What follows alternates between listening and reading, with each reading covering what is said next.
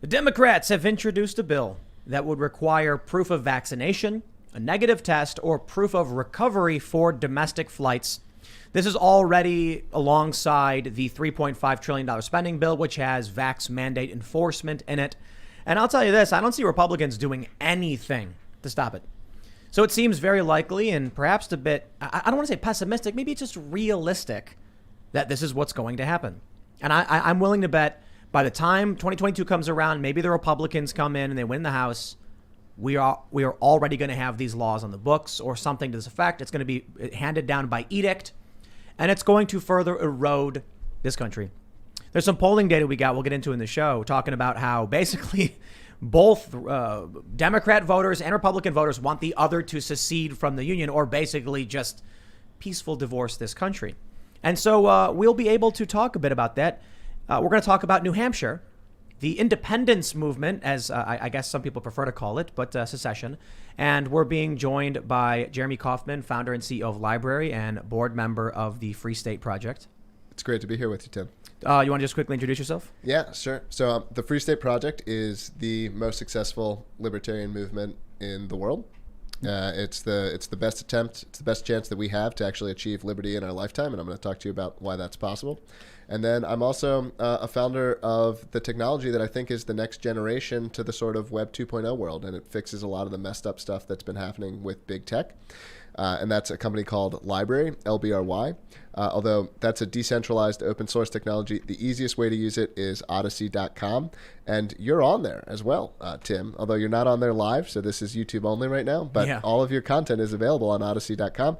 And it's used by it was used by more than 40 million people last month. So it's growing very fast. Wow, big. Yeah. Well, we got to talk about censorship, too, because YouTube censored Ron Paul. And they said, oops, we didn't mean to do that. And he's now doing exclusives on Odyssey. Oh, well, there you go. Snap. So, and they also announced they're banning any anti-vax content. So they banned a bunch of people, mentions of the person's name. It's crazy stuff. It's crazy. Yeah. So we'll get into all that stuff. Thanks for coming. And we definitely got to talk about New Hampshire. Dude, we got Ian. Odyssey is fantastic. We're looking at with the Fediverse build out that we're doing with this metaverse is using Odyssey as or library technology as part of like a possible server to host your content for your own, so you can kind of have access and control your own stuff.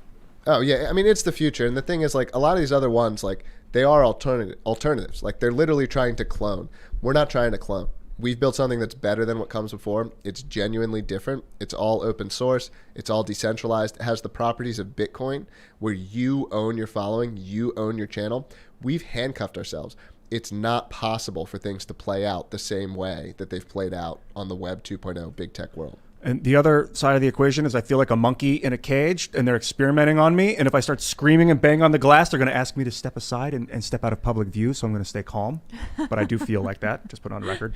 Chicken in a chicken coop. Yep. I think we should all stay calm tonight. But I'm really excited about tonight's conversation because the New Hampshire thing is big news. And seeing how many people are in favor of the other side seceding is kind of refreshing, actually. So.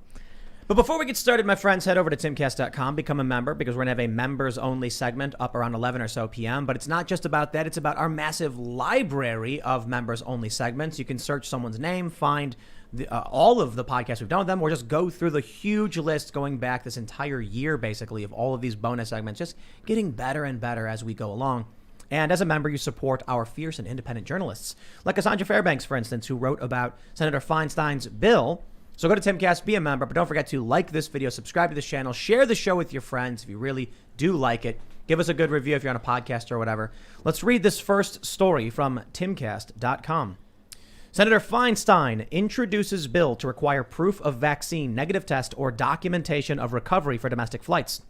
The U.S. Air Travel Public Safety Act would order the Department of Health and Human Services and the Federal Aviation Administration to develop national vaccination verification standards and procedures. The text of the act says that it is necessary to reduce passenger, crew member, and airport personnel risk of exposure to COVID-19, decrease the risk of transmission of COVID-19 on board aircraft in the United States and to United States destination communities through air travel, and protect children and other vulnerable individuals by preventing further spread of COVID-19 in the U.S. Under the bill, a passenger would have to provide the air carrier with documentation demonstrating they are fully vaccinated, provide proof of negative pre-departure, or alternatively, written or electronic documentation of recovery from COVID-19 after previous infection.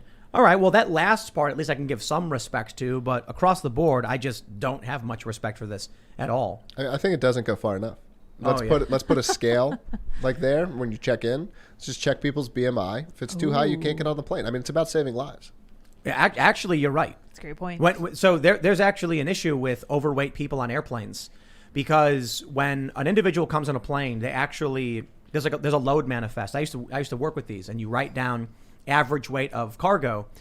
Depending on how many people are in the plane and how much cargo, how much luggage in the plane, the pilot has to behave differently and move people. Sometimes there were issues where there was like very little luggage, and they're like, okay, that's going to displace the weight and put all the weight in the front. So they'd actually ask people to move to even out that weight, things like that. So yes, people would complain because they'd be like, sir, you're overweight. You have to occupy 2 seats because we can't have the displacement on the plane this way. People didn't like it. So what are they allowed to, like, if someone has the flu, can they not fly? You can fly sick. You always have been able to. It's kind of a dick move, but I guess some people, are in a bind, and they can kick you off the plane for any reason. They're plane, private company. Well, they're not. I mean, that's what we're seeing is they're not, right? I mean, there's an example of companies that aren't really private companies. It's airlines, right? They're not. The fact that the government can do this is an example of how they're not remotely private companies. If we had private flight, think about how awesome it would be. It'd be like, and not that Megabus is like the most awesome experience. It'd be way closer to Megabus. There'd be, tens of thousands of airports. You'd fly out, you'd drive out to the middle of nowhere. You'd get on the plane 20 minutes after you got there. You wouldn't have to show ID to anyone. There'd be all kinds of flights. It would be way more decentralized. Oh, yeah. Some random pilot can, rent a plane and fly you places. That's what a free market in air flight would look like. We don't have anything that remotely looks like a free market. You'd also be standing up. So they've actually experimented with this. Yeah. There are seats where you're slightly sitting down. They're like straight up, and they have a little like hump on it where you can lean against, but you stand the whole time. And they're like, we can get way more people on the planes if we do this. Well, I mean, give you know what? Like, that can feel awkward and distant, but just give people choices. That's the point. Like, if people want to fly on a flight where everyone is vaccinated, let the market provide that service.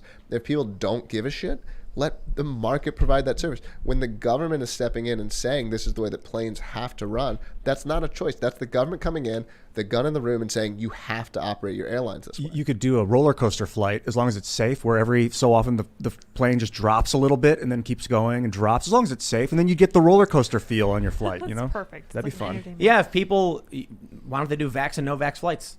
Sure. But it's public health. This is the thing. We don't want to spread COVID. Travel should not be a privatized, in my opinion. The roads, the railroads, the planes should not be privatized, because someone can be like, no, you can't travel because I don't like you. I don't like what your dad said to me 20 years ago. You're never allowed. And then he's like, all his friends that own all the other companies are like, yeah, okay, him and his family forever. That's They're a never problem allowed. of monopolization. Yeah. Which is maybe an argument for roads, but I don't think it's an argument against planes, because planes, it's so easy. There's so much space. We're not running out of space. There's no monopoly on it. There's no reason there shouldn't be 100,000 possible ways that you could fly. Like, think about how many people are Uber drivers. Like, flying would look like Uber, much closer to Uber. Not necessarily where you're getting on your plane in 10 minutes, but it would look much closer to that, where you have this vast variety of providers. It's heavily centralized in a small number of companies because the federal government made it work that way. Well, they actually are doing like Uber for planes. There's companies where it's a private plane, and then you can you basically say, here's where I'm going to this place. The FAA shut some of these down, by the way. Oh wow, really? Yeah. It's a story to check out. There were some successful companies doing this. The FAA came in and said that's illegal. Wow. Yeah. Sounds right. Well, that's the government, I guess. I guess they think of planes as weapons because they're so big and move so fast. They can cause destruction if they ram into stuff. So they're treating them kind of like dangerous weapons. You're gonna. What this basically means, what they're doing, is all putting pressure on anyone who opposes their agenda, because, for the most part, most people are like, oh, the vaccine's fine, I guess. But it's really a decision between you and your doctor. That's what they're eliminating. They're taking your private choice out of the equation, and they're doing it in a way that most people are probably fine with. And what I mean by that is, most people are like, I get it, vaccines are fine. They see the data, they see the news, there's an argument, some people don't like it. But for the most part, they're like, well, I get it, right? There's a pandemic, there's a crisis, you want to get a vaccine, fine. The problem is they always use issues like this to erode your rights. They're never going to come out and demand you do something ridiculous, like you can no longer have shoes. And people would be like, what? You can't do that. No, they do something where they're like, in this one instance where it seems reasonable, you'll agree with us, and then once you give us the ability, we'll do it for everything. So this is going to turn into a negative test, but then it's going to turn into a negative test for everything. Then it's going to be like you can't travel if you're sick in any way. That's insane. 15 days to slow the spread just because we don't want to overload the hospitals, but we know it's going to be here. 15 days is all we need. They want to stop people from flying. It's gone so haywire. Look, AOC said they wanted to stop people from flying. That was part of the Green New Deal. Yeah. And it seems like, I'll tell you this, they're exploiting a crisis in every way possible to stop people from using. Look, the market's collapsing, right? We've got economic crisis, money being printed like crazy. People are fleeing cities, shipping containers all jammed up in California, unable to come in. They don't want you buying stuff. They don't want you making stuff. They don't want you burning fuels. They don't want you flying on planes. They don't want you driving. And so you got all these people in the cities locked in a little cubicle apartments, losing their minds. Yeah. Well, I think one aspect of this is like politics is about tribal dominance. And the best way to dominate someone else is when you can say, this is actually for the good of everyone. And that's why this situation has reached this kind of front is Democrats want to dominate Republicans. Republicans want to dominate Democrats. And this gives the Democrats a chance to dominate the others in this way that is ostensibly pro-social. But it's really about punishing people that they don't like. And I'll say this is also why the Free State movement is so important, is because libertarians need their own tribe. And it's not working nationally. Libertarians need their own tribe as well. But right now, a lot of this it's about tribal dominance. And the fact that it's about public health, I think that's pretend. Well, it's the problem with libertarianism is that people are individualist. Collectivists naturally have people who will get behind them and say, just tell me what to do and I'm down. Whereas libertarians are mostly like, don't you tell me what to do. So have you found like decentralized methods to unify individuals? Well, the Free State movement is pretty decentralized. So I'll give a little bit of legalese here. The Free State Project, which is the organization that I'm representing, all we are is the marketing department. We don't engage politically. All we do is try to talk about how awesome New Hampshire is for libertarians. The Free State Project is 1/100th of what the Free State movement represents. So I'm like BLM Inc., and then you've got the Free State movement, right? Like when someone puts that BLM sign and decides to hold a rally, they didn't consort with BLM Inc. They just did it on their own. And so most of what happens in New Hampshire is bottom up. It's decentralized. Is there fighting between some of the libertarians? Of course there is. You can't get 3 libertarians in a room without them, fighting each other. But I think it's by far the most successful libertarian movement out there. And the nature of it is it selects for people that want to win. It doesn't select for people who want to be, popular online or want to go into their, DC crowd and be friendly with people that are their enemies or that want to dominate them. It selects for people who want to actually achieve, who actually want to win. And I don't think you're going to find a movement that's much more effective. Have you experimented with like decentralized voting for localized voting, like on apps and things like that, and finance with tokens and things like that? Yeah, I mean, I you would have to actually change New Hampshire laws to get that. One thing that does exist in New Hampshire, because there's seriously 100 different organizations that play these kinds of bottom-up roles, and I'll give you an example of one that's related to that. There's a group called Liberty Ballot, and for people I hate voting. I think voting's dumb. I don't want to vote, honestly. I like the idea. My ideal society is that of restaurants. I have no say on what's on the menu, but I have the choice of where I want to eat. Competitive dictatorship, but I want to support free staters, so I vote when I'm in New Hampshire. I don't pay attention to politicians. I go onto a website called Liberty Ballot. It's run by free staters. Free staters do the job of parsing all the candidates and saying these are the liberty ones, and I go in and I just check the box for who they tell me to vote for. And so there's so many institutions and organizations like this that are filling all these roles that make the movement successful. That sounds crazy to me. Which? Like not knowing who you're voting for? Well, I trust the people who researched it. You can't. I mean, it's no different than any other consumer decision. I don't know everything about I trust reviews. I trust things that I trust.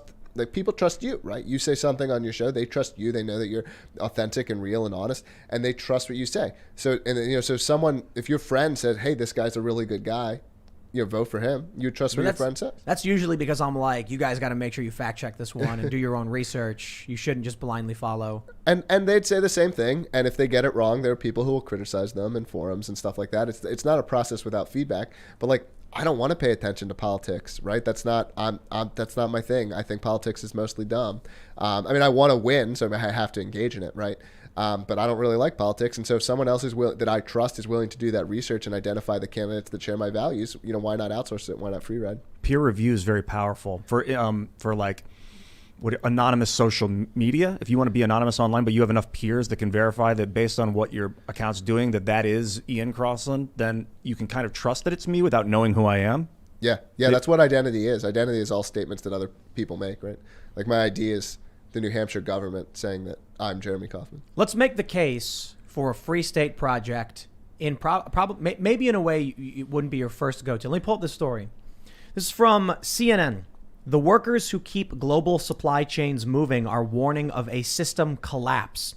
Seafarers, truck drivers, airline workers have endured quarantines, travel restrictions, and complex COVID-19 vaccination and testing requirements to keep stretched supply chains moving during the pandemic. In an open letter Wednesday to heads of state attending the United Nations General Assembly, the International Chamber of Shipping and other industry groups warned of a global transport system collapse. If governments do not restore freedom of movement to transport workers and give them priority to receive vaccines recognized by the World Health Organization. We got trucker shortages here. We got them in the UK. The idea that you will be able to just float in this system and things are going to go like normal, like you can walk to the grocery store and there are your strawberries, is a joke. It's not true. People need to start being responsible for themselves because they are telling us the system is collapsing. But I got one more for you from Timcast.com. 82% of Americans are scared that supply chain issues will ruin their life plans. Oh, all right then. 82% of people already know this. Well, here's an option. You can get 100 acres in New Hampshire for like 200 grand. And then just start getting to it. Start working. The Free State Project is Social Security for people who don't believe in Social Security. So what do you think is going to happen what's the ultimate goal? Free State, New Hampshire secedes or what? So the project takes no stance on secession. The idea is, again, just get people here. I think this is and I'm now giving my personal opinion. Like, I'm totally cool with secession. I would love it if it happens. I think there's a huge opportunity to simply push nullification, right? Like nullification gets done a lot. What's the most successful anarchist or libertarian movement in the United States? Anyone want to venture a guess? No, what is it? The Amish. Yeah? Yeah. The Amish don't pay Social Security. What, really? Yep. Why not? Because the 200,000 of them got together and said, screw you. We're not doing it. Wow. The Amish don't have to participate in the draft. What? Yeah. They're the only organization, they're the only people exempt from the draft.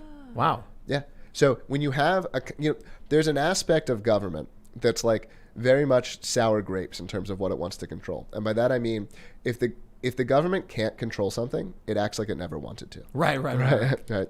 And so if you have enough people who are willing to get together and say, no, screw you, like people started their own city in Seattle and there was not the government will to go in and control it. Well, until they went to the mayor's house or Right. But if you get enough people together in one place and they're willing to say, screw you, like the federal government is not going to wage a civil war. Right. And so, like, I think if you want to achieve secession, which I'm totally cool with, I'm not trying to, this is not like an anti-secession, I support it. But, like, you can do a lot of things. You can say, well, we're not going to participate in these federal programs. We're not going to give you this money. We're not going to collect income tax from New Hampshire residents, right? And you can play this sort of game of brinksmanship where you're pushing it on them to do something. Well, the reason I ask about secession is, watching what happened, what we're seeing in the economy, right? People need to understand that the M1 money stock is just skyrocketing. They opened up savings accounts so that everyone can use savings like checking. They removed the reserve requirements. Apparently, we're just finding this out from Bob Murphy. They removed reserve requirements for giving out loans, which means banks can literally just be like, here's money, whatever. We have no idea. Yeah, the system's on fire, right? Now, here's what happens. We have a lot of people who watch, and their attitude is the system is too comfortable for me to do anything differently, right? I don't want to stand up and risk my family and my house and my job. I got kids to feed, so I'm not going to put them at risk for a political cause. But I think all that they're really saying is I will not prepare for what is happening right before me. So I just want to ask you, like, what do you think happens to a New Hampshire in the event of a breakdown of economic trade lines? I mean, are people there going to just farm their own food and be self-sufficient or what? I mean, I think New Hampshire could be self-sufficient if necessary. I think self-sufficiency doesn't have to mean that you're doing everything yourself. It's about like it can also be part of having a network, to do that. And there's a huge agorism community. There are a bunch of farms in New Hampshire. There are a bunch of people who are doing their own thing. And I'll say to your point about people not wanting to stand up, I have some sympathy to that. It's hard to go first. But one of the things you can do is get together with 10,000 other people who all want to go 10,000th, right? And then you can all act together, right? Or just go to New Hampshire now because a bunch of people are already there. Exactly. Like you'll have a better life immediately. You'll get to live with people who share your values. By far the greatest density of libertarians in the entire world. And like, if there's ever going to be something that happens, like, you're there, you're going to be a part of it. You don't, and like, I'm not trying to knock being brave. I think people who are willing to be brave, who are willing to put their head on the line, I think they're awesome. And a lot of these people are my heroes, my personal heroes. But if you're saying like, hey, I don't want to be that guy, but I still want to win, the Free State Project's also a very good choice, because you'll still get to be a part of it, but you don't have to be the very first guy and get your head chopped off. So let's take a look at the economy from a more libertarian perspective, I guess. Your thoughts on everything I mentioned about the banking system, what they've been doing. Obviously, Ian talks about the Fed a lot. We criticize this system, but like, what's your view of what's going on with this? I mean, I think it's very messed up. I think it's clear that there's like a lot of inflation happening. I mean, as a libertarian, like, my perspective on this is like, you want free banking, you want a competition in currencies. Like, let the best currency win. Allow there to be competition in terms of how currencies are going to be provided and how they work. I mean, I think there's all kinds of interesting things you can do with money beyond even Bitcoin that can't be done because of government regulation. I think David Friedman had some very interesting ideas, about how to design free money that was like stable and track the price of goods, going back to the 70s. Those could be done on the blockchain, and there's all kinds of things that you could do. But there's no doubt that the system is very messed up. As to what degree it collapses, I mean, I'm not an economist, so I'm not gonna venture that. But I think it's clear that like there is like a house of cards type situation here, and to what degree it collapses, I don't know. Usually all at once. Yeah. Especially when you look at the way gradually, then suddenly. Yeah. With the way it looks like, yes, it is collapsing, but it also looks like it's being demolished with this behavior of shutting down almost the entire economy, a large percentage of it, and mass printing of money. That's like a demolition move. So I would imagine, like you said, well, there's that all at meme. once. There's that meme where they say the carbon they're trying to reduce is you. Have you ever seen that? I'm seeing so many people in prominent positions that don't understand you can recollect the carbon from the carbon dioxide in the atmosphere and turn it into graphene. Maybe that's not the issue, Ian. Yeah, it's no different. The global warming stuff is no different than the COVID stuff, right? Like, the people who push it, and I'm not trying to say that global warming's real, but like, the people who push it, they're pushing it for reasons of dominating other people, right? And that's why the focus is so much on the communism aspects. That's why they don't care about nuclear power. That's why they don't care about removing carbon from the environment, right? That's why they don't, because it's not about that. That's not why they care. I mean, they're like, wow, this is a problem. And here's what ends up happening. They say, okay, climate change is a problem, right? We got a whole lot of people cranking out a whole lot of waste, mercury in the waters, dead zones, bugs disappearing, all this stuff because humans are affecting the planet. What do? Well, we can reduce carbon in the atmosphere. We can clean up our oceans. And like, yeah, but that doesn't stop the human behavior. It won't change the fact that humans are expanding, are growing, and eating and consuming and wasting. So how do you stop it in the long run? And they say, authoritarianism. Take away their stuff. Don't let them live the way they want to live. Convince them to live a certain way that you want them to live because we're right. The problem is, as much as we can look at a lot of the global problems and be like, yeah, these are bad things. Like climate change is bad, the dead zones in the ocean, the constant droughts, whatever you want to attribute these things to, these are bad things affecting us. And we need to be better in tune with our environment. Why should we blindly trust other people who just think they're smarter or better? That's ultimately the problem. There was that quote we read, I forgot the guy's name, maybe you guys know, where he was like, if humans are so dumb that they need a special class to rule them, how are these individuals who claim to be better actually any better than the people they claim are too stupid to rule themselves? So what ends up happening is they say the solution isn't to pull carbon from the atmosphere. The solution is stop the chickens from taking a dump in their water, or just get rid of those chickens that are taking a dump in their water. It's honestly just like COVID. Like, COVID's real and it kills people. Is the debate and discussion around COVID actually about preventing that? No, it's not. Like, climate change is real and it's going to cause changes and potentially harm to our environment. Is the way that climate change is discussed and the way that policies that are being proposed, is it about solving that problem? No, it's not.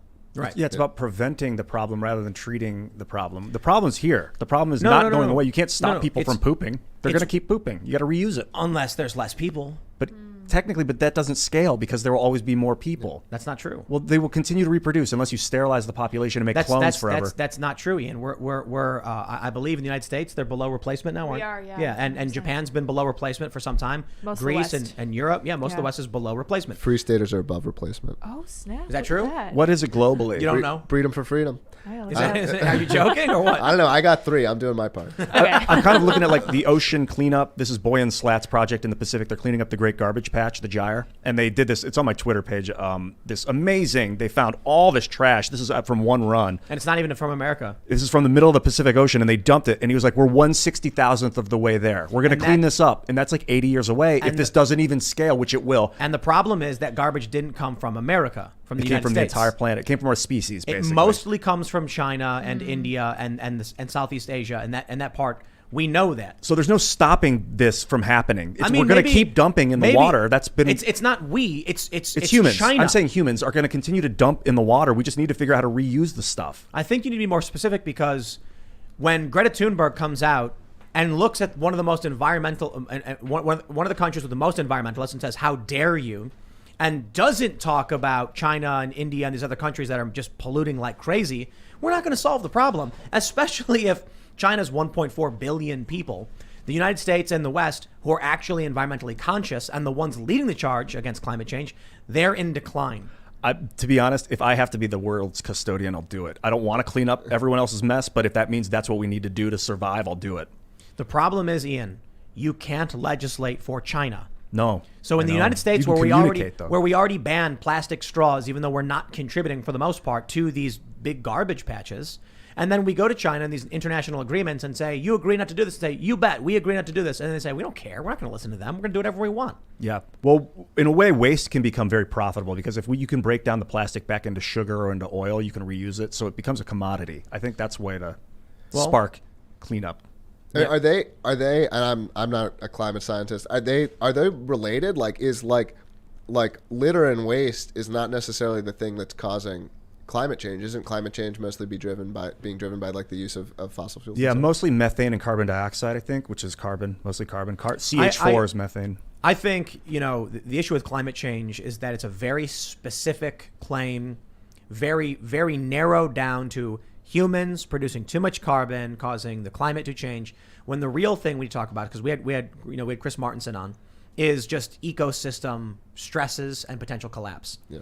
I'm not look, climate change, I get it, but it's one facet of we have dead zones in the Gulf of Mexico where chemical runoff creates this patch with no oxygen in the water, so nothing lives. We have fisheries that are so overfished that jellyfish are coming in, and the people start eating jellyfish, which is kind of gross, but I guess they do. These are the problems we face. The windshield phenomenon, bug populations being decimated, colony collapse disorder, bees, our pollinators are disappearing. It is not just the one thing.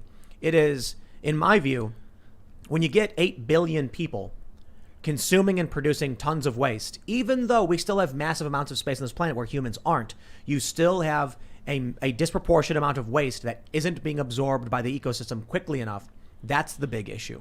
Now, how we solve that? Well, it would be great if we had like a real Green New Deal, in my opinion, where it was actually like, hey, we all agree to like stop spending money on dumb wars and stuff, and then decide to just hire people and do nuclear energy investment and energy research and fusion. Carbon recapture. Instead, the only thing we can get is, for one, Republicans are totally opposed to this, and it'll never happen through Republicans. And then when the Democrats finally come around, AOC is like, I propose a Green New Deal. And I'm like, oh, okay, I'm listening. And she goes, free college for minorities. And I'm like, what?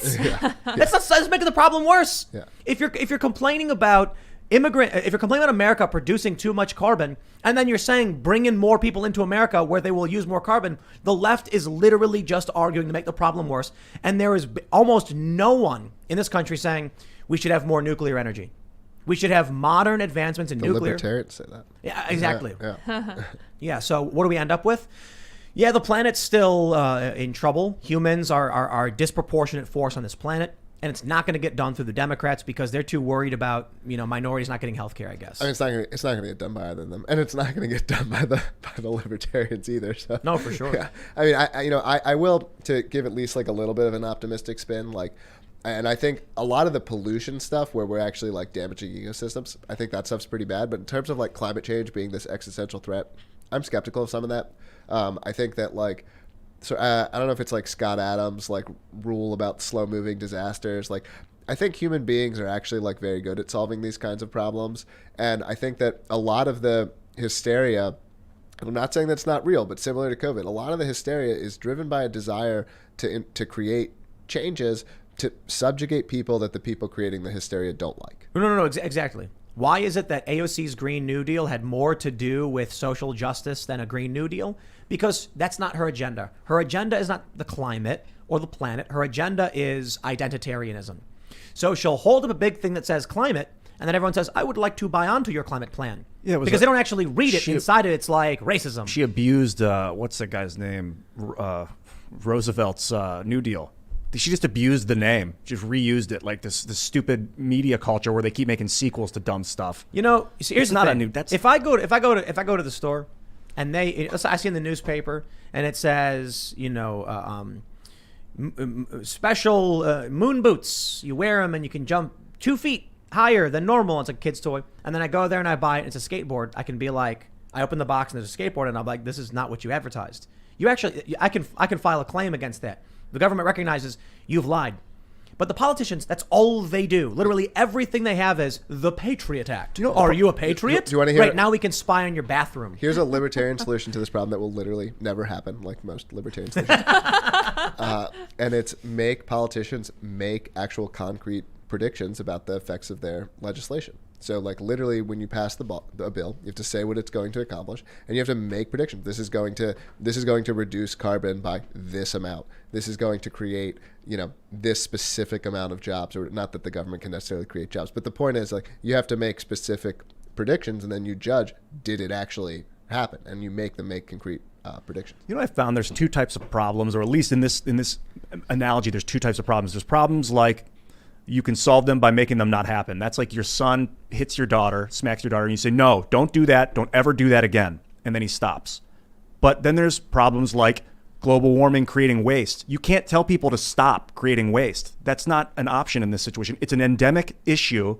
You can consider it not a problem. It's not, problems aren't bad. They're there to have problem solution. It's in math. They're not bad. But this isn't a problem that can be solved by stopping the behavior. We need to alter the solution. I think you need to actually adjust the costs. Like, and it's much more straightforward in the case of waste, where you can like track it down and attribute the blame and say, hey, whoever is dumping this stuff, you need to pay this amount of money to fix the problem. I actually think from a libertarian perspective, the hardest one is something like climate change, where it's like, it's quite unclear what the externality is of me burning a fossil fuel, of a gallon of gas. What was that externality? What was the cost to it? There are people who argue that it's not even clear that it's a negative externality. There are some people who argue that the Earth getting warmer is actually better for humans. Yes. And I'm not endorsing that view necessarily, but there are people who argue. I've seen evidence that we're still at the end of the last ice age, but because the comets hit Earth 13,000 years ago that melted all the ice, it doesn't seem like we're in an ice age, but we're actually still in an ice age coming out of it, which is why things are warming. And by the way, that's from Utah. New Hampshire getting warmer is not bad for New Hampshire. So from a self-interested perspective. Right. It's not bad to have no glaciers on Earth. It might be great. Yeah. I mean, seriously, it's not. Like, it's not clear. Like, we're a lot of the climate change stuff is from accepting that the current status quo is what's best. Like cities on the coast. Yeah, right. And obviously there would be costs to moving or adjusting things or damming things, but like, it's not clear that an average Earth temperature of 2 degrees Celsius higher is actually worse for humans than the current temperature. I think the fear that floods and things is legit. Fear of flooding fresh water into the ocean, killing life is legit, but it doesn't mean it's going to be worse after it happens. Fishery collapse is a bigger problem. And so this is the issue with almost all political debate. You get, two people, and one's like, climate change is a problem. The other person's like, oh, climate change is not a big deal. Meanwhile, the problem is actually much larger. People hyper-focus on an issue because they want that to be like the core. So, for instance, right now, the CDC is saying, new evidence suggests that COVID can cause premature birth. And so they're recommending women get vaccinated. And the story is that the CDC said pregnant people instead of pregnant women. And so I'm like, there's your culture war. No one talking about the risk to pregnancies. Now, if you don't trust the CDC, well, that's you and your trust. You can go to your doctor and figure that out. But the story instantly turned into a culture war debate and not a medical issue. Yeah. And that's what we get often in this in politics. They can't. They can't help themselves.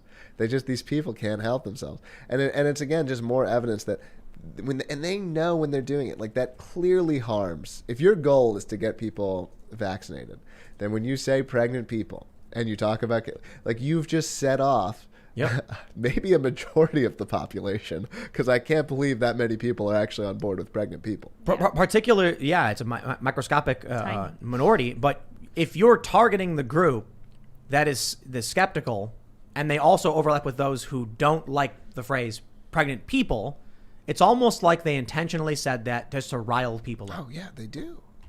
You mentioned fishery collapse as a big problem of the oceans, and I agree with you. There's evidence that if you look into what's called iron fertilization, where you distribute iron oxide dust into the ocean, it regrows plankton, lots and lots of, that's what plankton eats, and then massive fish booms.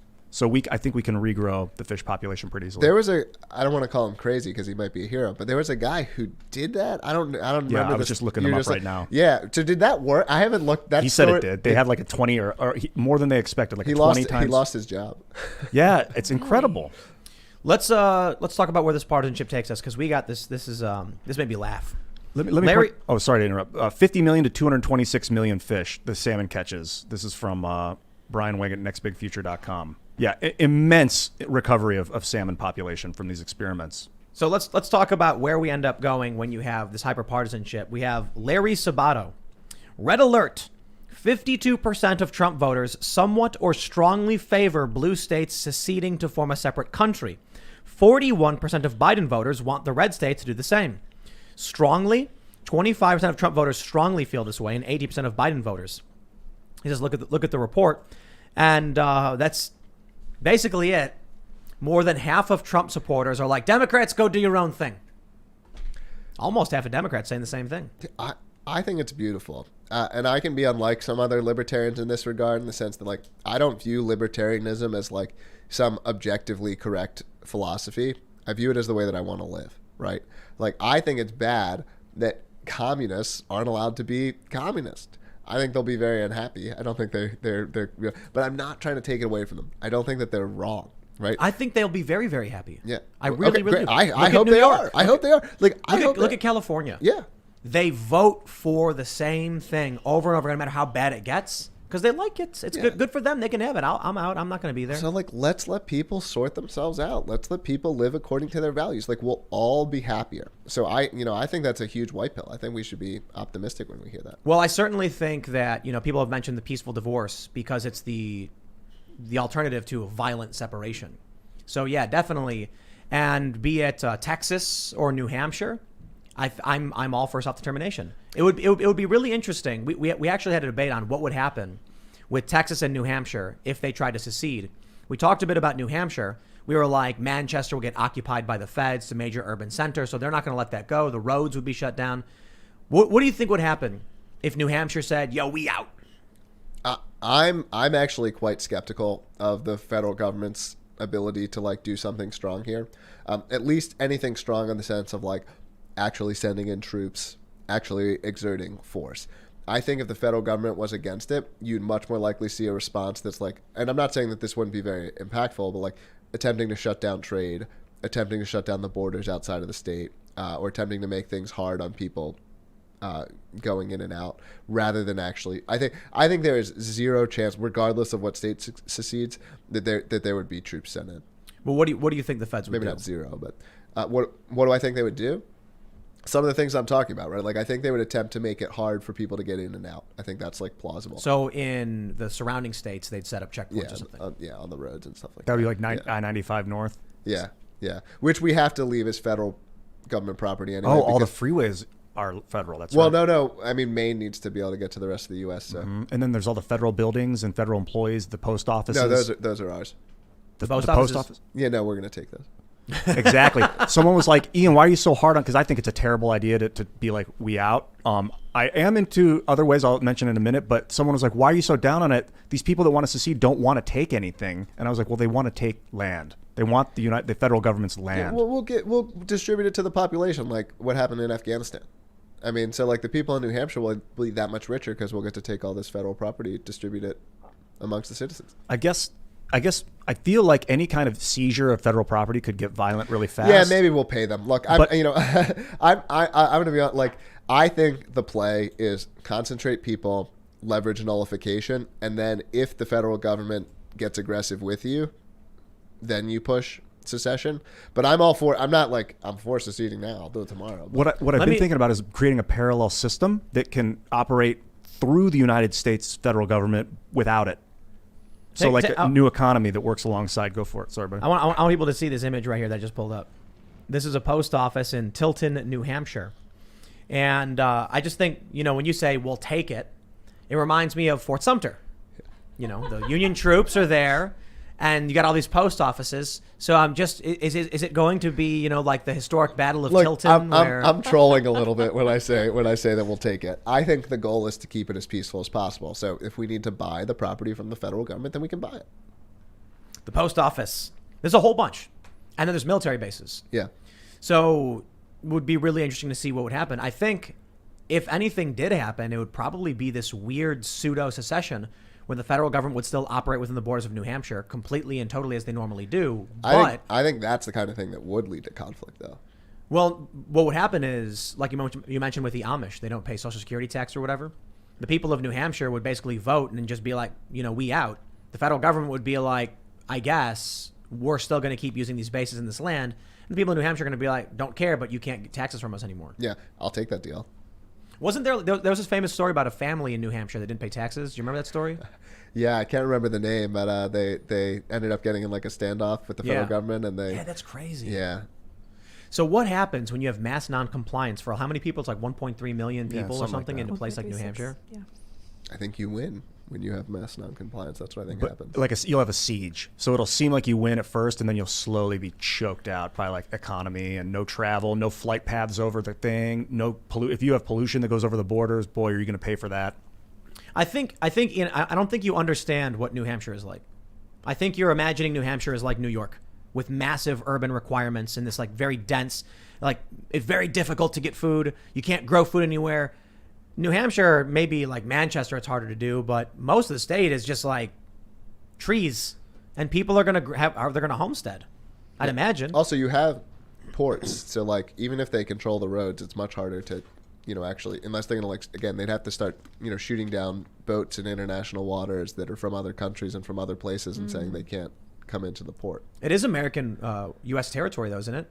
Because of Long Island, the water is controlled by the U.S. I'm sure. Again, this is all like very difficult to kind of like very hypothetical, very nebulous. to kind of LARP out. I think that like. Oh no, you have direct ocean access. Yeah. There's 13 miles of coast. So not the largest amount of coast, but enough. And look, I think there's so much. And I'm not trying to talk down secession. But I just think there's so much more that you can do. You don't have to jump from where we are today all the way to secession. Like the more libertarians control the state government, they can repeal an incredible amount of state laws. They can make it very hard for the federal government to operate. And we already have a roadmap for this. And this is exactly what I was talking about with this sour grapes thing. Like, how many states have nullified federal marijuana laws? Does the federal government send in immigration laws? Or as I was going to bring one up, sanctuary cities, right? All kinds of cities literally nullify. The federal government doesn't send in troops to stop that, and so that's what you do. Like, and this isn't quite as sexy as seceding tomorrow. I understand. So I also want to talk about the sexier topic, but you just go piece by piece, and so rather than going for trying to eat the apple in one bite, which causes a conflict, you take one bite of the apple, and then they don't come out. You take another bite of the apple. And you just keep doing that until you've eaten the whole apple. And when each step is so small that force seems like a disproportionate response, they don't do it. And then all of a sudden you've eaten the entire apple. And so I think that's a much better strategy. Yeah. Well, so what is there like a 5-year plan? Do you like, or a better question is like, what do you think happens in 5 years? I think that libertarians continue to concentrate. I think we continue to have more political power. I'll talk briefly about the political power we have currently. We have 40 elected free staters to the state legislature. We have more than 100 libertarians total, and they're graded by a third. This is another one of the institutions in this massive web of institutions that are creating the liberty movement. There's an institution called the New Hampshire Liberty Alliance, great institution to support, and they grade every bill on whether it's libertarian or not. And then they grade every representative in terms of did they vote the libertarian way. So we have grades going back 15 years on, maybe longer, on every politician and were they a libertarian. So when I say there's 100 libertarians, I'm saying there were 100 libertarians that got an A. They voted libertarian 90% of the time or more on the bills in 2020. What if I want a tank? Do it. I want a tank, and I want a 50 cal I think- full auto. I think if anyone deserves a tank, it's you. So Agreed. people don't realize this, but I love it. Tanks are legal. There's and depending on what kind of weaponry you have on it and where you have it, it's illegal as well. It's funny because you often hear from these Democrat establishment types, the authoritarians, about gun control, and they're like, you can't own a tank, can you? And you're like, yes, you can. You literally can. A story I think it was BuzzFeed that wrote this. A guy had a 50 cal full auto on a tank, and he was shooting into a lake, and some state troopers pulled up, and they were like, howdy, and he stops and he's like, how can I help you? And they're like, this your property? He's like, yes it is. And like, have a nice day, and they left. I'll plug New Hampshire, highest machine gun ownership per capita. Wow, really? Right. Yeah, highest machine gun ownership That's like per full capita. auto machine when you say Yeah, machine gun. yeah. I'm pretty sure that video of Luke with 2 full auto, guns is New yeah. Hampshire. Did you see the picture of Luke with his dog and a goat? Yeah, I hope he has No. more than one though. You're not supposed to just have one goat, right? Yeah, but you just keep doing stuff like this, and as we get more political control, you get more people in office, you repeal more laws, you do more nullification type stuff. There's so many clever ways you can do it, where you can just like. We're doing this with guns now, where we're basically saying like, hey, federal agents can't operate in the state. They're just not allowed. They'll be breaking state law, and you They play these did that in kinds of Ohio. games. Yeah, exactly. Like it was a big thing in Ohio where they were like, if any ATF agent tries to enforce us, arrest them. Oh yeah. Yes. Something like that. Right. So you do stuff like this, and I think this is the way that you can win. What if we bought like 100 acres and then just told people like, have at it? I would be thrilled to welcome you to the Free State, Tim. I think it's a great idea. I wouldn't. We're out in West Virginia basically, so For now. we actually are just finalizing a deal on a big plot of land, Freedom City, or Fredomistan, we jokingly call it, and we're gonna have like a recreational facility, and we're gonna be producing a lot of content, doing more shows. We have a new show that's actually already live. I guess we can announce the name now because it's already up, isn't it? Is We'll save it for tomorrow. Yeah, We'll we should for save tomorrow. it. Let's It save it is up, but we're gonna. So we soft launched it, and then we can officially announce it. So we're doing a bunch of shows, and these are like fully produced podcasts, editing, sound effects, and stuff like that. So we want to do this mini little Freedom City in West Virginia. But what if we just bought, 100 acres in central New Hampshire? If there was a group of people who are willing to go there and just start using it. So I think if you're interested in that in the chat, if you could just sound off and say, yeah, I want to move to New Hampshire. Well, is there like a free, like, does the Free State Project have like land for like organizational use or so what? The Free State Project, again, it's 1% of the Free State movement. So the Free State Project has like 2 employees and a budget of like $200,000 a year. Okay, like it's a small organization. The Free State movement owns like $1 billion worth of property in the state, and and the total organizational budget of all the different organizations is in the like tens of millions or hundreds. It's a huge amount of what's happening. So are there real estate companies that are owned by Free Staters that prioritize Free Staters that try to do this kind of thing? Yeah, they're not explicitly under the auspices of the Free State Project. Is there a concern like the government might come after people for sedition or something? When's the last time that happened? Has that happened? I mean, I think Probably not for a long time. Civil War? I think they're more likely to come after you in like oblique ways. Like you Yeah. could look at how they've targeted like Ian Freeman over some of this crypto stuff. Free the Crypto 6, by the way, where like they're trying to say he violated federal money transmission laws. I mean, you could look at how they're coming after me. Right, I'm being sued by the federal government in civil court. I think they're more likely to do things in this way where they don't have to make it explicitly about what it's actually about. I came up with a little bit, we were spitballing ideas about secession or what it might be. And let me know what you think about this, that if the government, and people kind of laughed at it because it's not a really well thought out thing, but if, say, New Hampshire were to secede, but they set up a smart contract or some sort of automated system where if the United States government, federal government, met the terms of these secessionists, they would automatically be re-implemented back into the federal system. Yeah, I think that's a very clever way to do it, where you can do it with these triggers. That's the way the Free State Project started, by the way. The Free State Project, like, it wasn't like people were like, New Hampshire is awesome, let's move there. it started by there's a guy named Jason Sorens. He wrote this essay, and the opening of the essay was basically the Libertarian Party is a failure. The notion of the Libertarian Party ever achieving its agenda in my lifetime is like literally hopeless. You know, I'd bet all this money that will never happen. He made this 20-year prediction 20 years ago. It came true just very recently. He was completely correct. And he said that but there are enough libertarians in the country that if we concentrated, we could actually achieve our agenda. And the way that it started was people signed an assurance contract, like a Kickstarter. And so it started with 5,000 people saying, well, we're not sure where we're going to move, but we'll all move to the place that we agree on, and then we'll continue to keep the movement going from there. So there was this whole selection process. Like Wyoming was the second state, and Alaska, I think, was the third. And they went through, I mean, there was a longer list, but that's the way it came out. New Hampshire came in first, Wyoming came in second, and Alaska came in third, where they went through and debated all the possible states. And a key target was low population, right? New Hampshire only has 1 million people, right? So that's part of why we're able to have such an outsized effect with only, 10,000, or so. So if 1,000,001 people move to New Hampshire and then you vote, you get exactly what you want. Yeah, exactly. I don't think you need anywhere near that number. And I was talking to Lydia about this, about a big part of libertarians tend to be they tend to be independently minded, right? Yeah. And so they tend to commit the typical mind fallacy and model other people as independently minded. It's a big part of why the Libertarian Party is such a failure. They're like, people make their decisions as independent, rational animals, and they consider the policy, and then our policies are better, so they'll vote for us. And it is like the most absolutely wrong model of how people actually decide things. Most people are agreeable. They decide things to feel like they're being agreeable, to feel like they're getting along and going along, and this is what other people believe. And so when you have, it's another way of Nassim Taleb's tyranny of the minority. If you have this small minority of people that are extremely vocal about what they believe, they pull a ton of these agreeable people to their positions. And it's a big part of how we're succeeding. It's even how the libertarians in New Hampshire are making the Republican Party more libertarian, is because they go in and they're Republicans now, and they're advocating these really libertarian positions. And so they've pulled these Trumpian conservative types to be much more libertarian because they're Republicans, and they're being loud about what they believe. What's the state budget? I feel like we could bring billions of dollars in industry into that state. There's so much money in defecting. There's so much money in for one country or one state to defect from not just the U.S. regime, but the global regime in terms of the way that it shuts down creative entrepreneurship and all kinds of other things. I think, New Hampshire is not the best choice. I think West Virginia is better. Ooh, you're landlocked, though. I mean, if we're true. role playing all this out, yeah. That's true. Landlocked is bad. But the issue is New Hampshire's blue.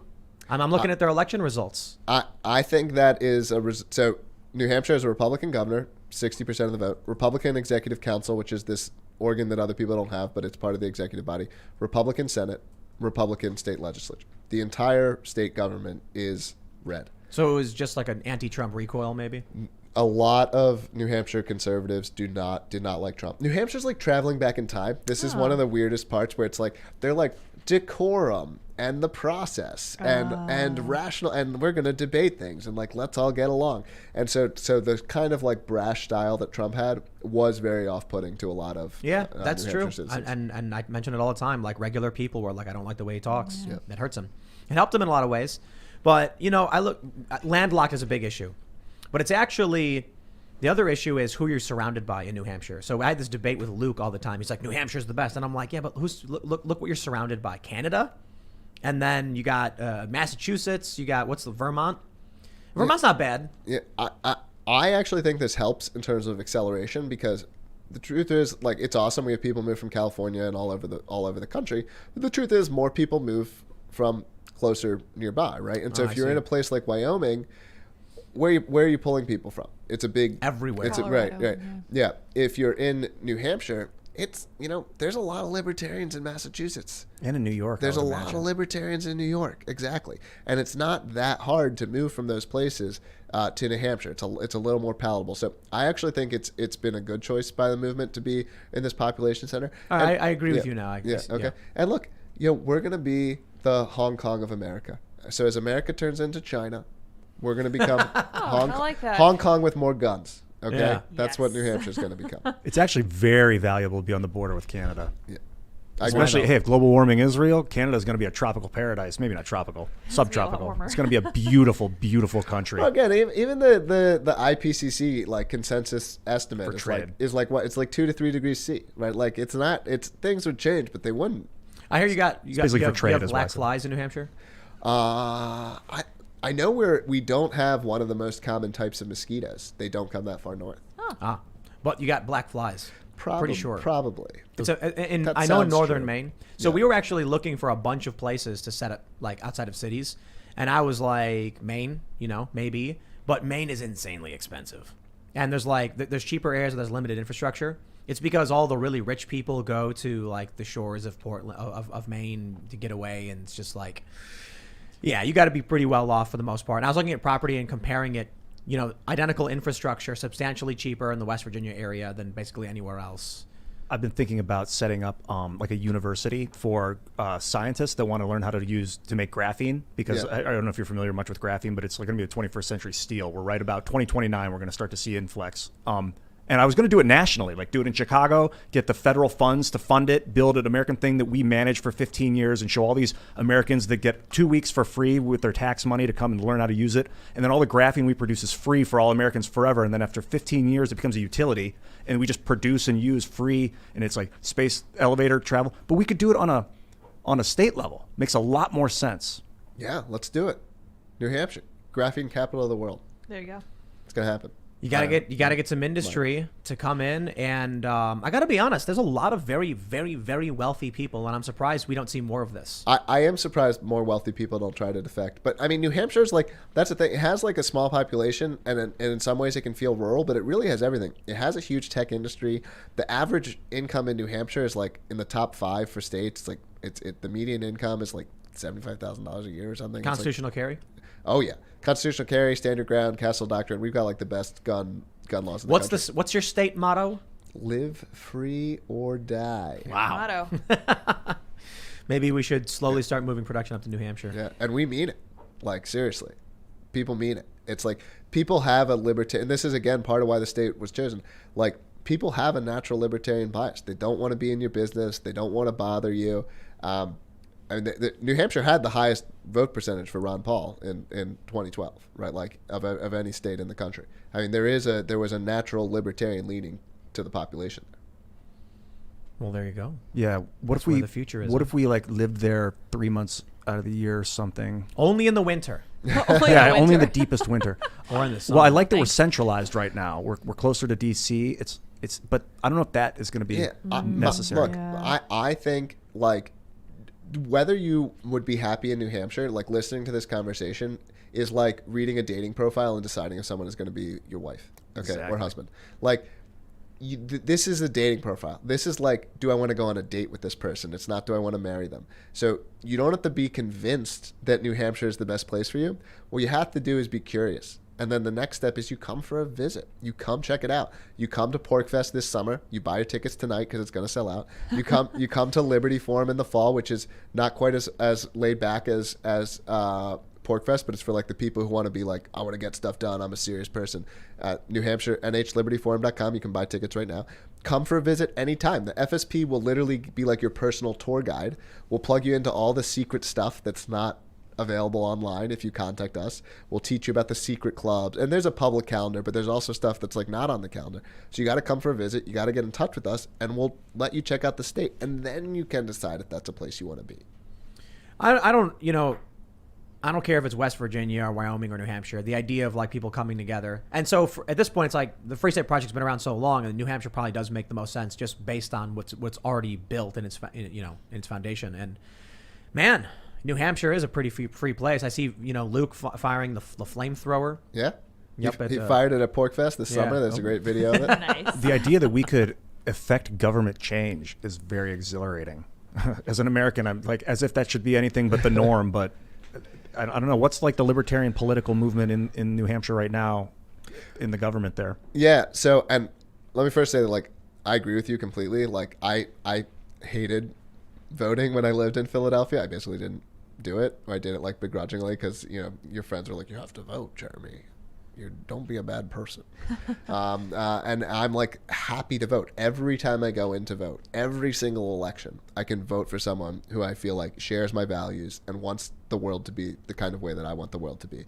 And that does feel, it's the first time that voting has like felt good to me in a very long time, since maybe when I was in my early 20s and actually believed in it in a more, genuine form.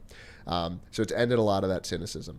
And libertarians run for every kind of office. They run as Democrats, they run as Republicans, they run as libertarians. Most of them do get elected as Republicans, but they get elected under every party. You only need to send a libertarian candidate to Congress. I agree. I think one of the most important things is to have like a duly elected, like formally elected libertarian go there. Probably caucus with Republicans, I'd imagine.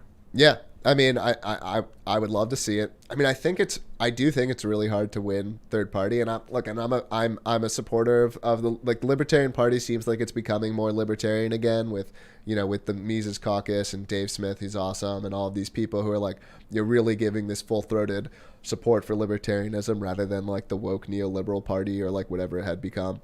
But I think it is really hard to win as a third party. Yeah. I think that. You have whatever that law is, like Duverger's law or whatever, that like, just like everything trends towards two parties. And so it's really hard to win as a third party. So I would love it if a Libertarian Party candidate could win. I really just want libertarians to win. I don't care what letter is next to your name. Yeah. Like a libertarian governor. Yeah. There is, so the current, he was a past candidate for governor, and he's currently the head of the school place organization. What's the branch of government? Board? Department of the School. Department of Education. State. Yeah. Yeah. I clearly attended. We're one. deep right now. Yeah. Anyway, he's like very libertarian, and he's decently likely to be the next governor. So the current governor is like. He's like libertarian financially, but he's like not as libertarian on other policies. Run as a Republican, win, and then immediately announce you're in the Libertarian Party. So we had Republicans do that. That's how New Hampshire had 3 libertarians in the state legislature like 4 years ago, and that was exactly what they did. That's how they did it. They ran as Republicans, won, and then we're like, all right, we're libertarians. Yep. The Libertarian Party is so wacky, though. That's the problem. It's the only way. The Libertarian Party likes to tout these candidates. They're like, oh, we have these. They've literally never won a 3-way race. Literally never. All of their candidates that are in the state legislature either won and defected, whatever, changed parties, or they ran a 2-party race. So like they have Marshall Burt in Wyoming. He ran Libertarian against Democrat without a Republican in the race, and was able to win. Oh, interesting. And so if you can somehow get it down to 2 parties, I think the Libertarian Party could win. And I think it'd be great if libertarians could run under the Libertarian Party. Like the Libertarian Party platform is more libertarian than the Republican platform. Although in New Hampshire, this is another way that libertarians win. They're so, I gotta say, if you've never been part of a cabal, you need to get a cabal. Like cabals are awesome. They're really fun, right? And so then one of the ways they win is like they go in and they write the Republican platform. So like the Republican platform, you can look it up for the Republican platform of New Hampshire, not nationally. It's like pretty libertarian. And if you look at the scores of state reps, the libertarian ones do better because the libertarians wrote the Republican platform for the not entirely. There's clearly some things in there they didn't get that they would have liked to have, but it's much more libertarian than most Republican platforms. I think we could set up free software machine learning algorithms to advise the governor. If not, I wouldn't want one to act as a governor because I want a human to make the final call, but I want people to be able to watch the advisement that the governor is receiving. And then, I mean, we could really create like an art project. Yeah. There. I mean, I'm actually not fully getting this idea, but like we need some sort of having one human controlling all this power is insane to me. And I would love to disperse the power of the governor amongst many people. I don't know if that's functional for like split second decisions, but usually governors don't have to make those. That's like the president. So, but I'm also interested in utilizing AI to ease the political thing. Like you said, you hate voting. Yeah. No one wants to deal with that. We send representatives because we have to, because it's the least worst system. So maybe what if there was a system where machine learning just figured out what people tended towards? I'm not saying this is a good thing. I'm saying, what would a system be like if, YouTube says like, man, people sure do love clicking on, boobs or whatever. So they show you more and more of that stuff. Then eventually a human has to intervene because people are complaining, like this goes against their values. What would a government be like if laws changed based on how people reacted to the system in place? So it was amorphous almost. It depends on how good the system is. Like, I mean, I think I'm socialist, like, probably. Yeah. I mean, I'm like relatively anti-democratic and like populist. I think like generally the more democratic we've become, the less libertarian we've become. One of my unpopular beliefs among libertarians, I'll say it now because I am one of those highly disagreeable types who says these things anyway. It's like, I think libertarians need to face the fact that most people aren't libertarian. Most people don't want to be libertarian. Most people don't actually like freedom and personal responsibility and individual choice, but they don't. So you need to level up the Free State Project and not just attract libertarians, but also attract people by saying, if you want to be a sheep in the flock, protected by a strong sheepdog and a shepherd, New Hampshire's place for you. Just do as you're told, vote the way we tell you, and we'll keep you safe. Yeah, I think there is a way that happens, and almost kind of already does, though not quite that explicitly, but there are all kinds of libertarians that are like large employers, right? And a large employer has the chance to kind of like, they are kind of playing that role, not always, but they're giving you a job, but they also have this chance to kind of push political perspectives. They have this chance to influence the way that you think, and if you're agreeable, you kind of, my boss is good to me and so on. And so when you have these libertarians, and this is what the Libertarian Party doesn't understand, but what I think the Free State Movement does, whether implicitly or explicitly, is like the way you actually change people's minds is you become an accomplished person, you attain status in your community by being a good person, by being a good father, by being a contributor, by being a volunteer, by being successful, by having your life together. And when you do all of those things, people look up to you. And then people copy and adapt your values and what you believe because they see, well, look at that person. Look at how he is or she is. And I want to be more like that. Have you considered just using your funding for propaganda campaigns to just trick people into supporting you? Well, I mean, again, the libertarians do run under every party. We don't have that much money. Our money is going to get people here. We're the bus, right? So, get people on the bus. But so I remember reading about like how all these rich people got a cruise ship so they could do weird stuff in international waters that was illegal for like their businesses or something. Where are the billionaires to be like, let's just go to New Hampshire and fund this so that we can have laissez-faire. Puerto Rico. Yeah. A lot of them went to Puerto Rico after the hurricane and started to rebuild a new utopian, Bitcoin utopia. So I heard. That's the last I heard of it. A billionaire could conquer New Hampshire, as it were. Come with massive funding. Like everything you mentioned about the low population and people you like. Okay, for all billionaires listening, please contact me. 2020 tax revenue was $800 million in this state. I mean, we could bring billions, and especially with the amount of money that's been printed lately. Yikes. Geez, we could bring a lot of money into that state. And it's not really about the money, though. It's about what we produce, the production. Well, really, all that needs to happen is employers need to relocate to the state. If you've got, any amount of employers and you relocate to New Hampshire, you bring those employees with you. Not an easy thing for everybody, but if you can do that, that not only brings more money to the state, but it brings those people and their taxes, and it just makes the economy of New Hampshire better. Wouldn't it be funny? Like, just imagine, 100 years from now, you look at a topographical map of the United States, and it's like everything looks kind of the same, but New Hampshire is a massive megatropolis with like flying cars. Oh, that's the future. Have you ever seen this? I love this video. It's from I think it's called Gray Still Plays. Is that the guy, the YouTuber? I don't know. This guy, he was playing a game called City State, I think it's called, and you basically are building a city state. You can choose to have taxes, low taxes, high taxes. You can choose to regulate or deregulate and things like that. And so he decides to play this game where he's like, it's going to be anarchy. It's going to be whatever. I don't care. No rules, no taxes. And what he thought was going to happen was it was going to be poverty and chaos. And it's a hilarious video because he's like, what's happening? And like, there's no poor. There's zero poverty. Everyone's wealthy. Ski resorts keep popping up all over the place. And he's like, what?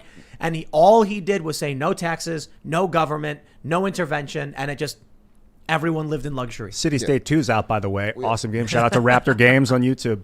Well, I think this is another thing that some libertarians can miss because, like, everyone lives in luxury now, right?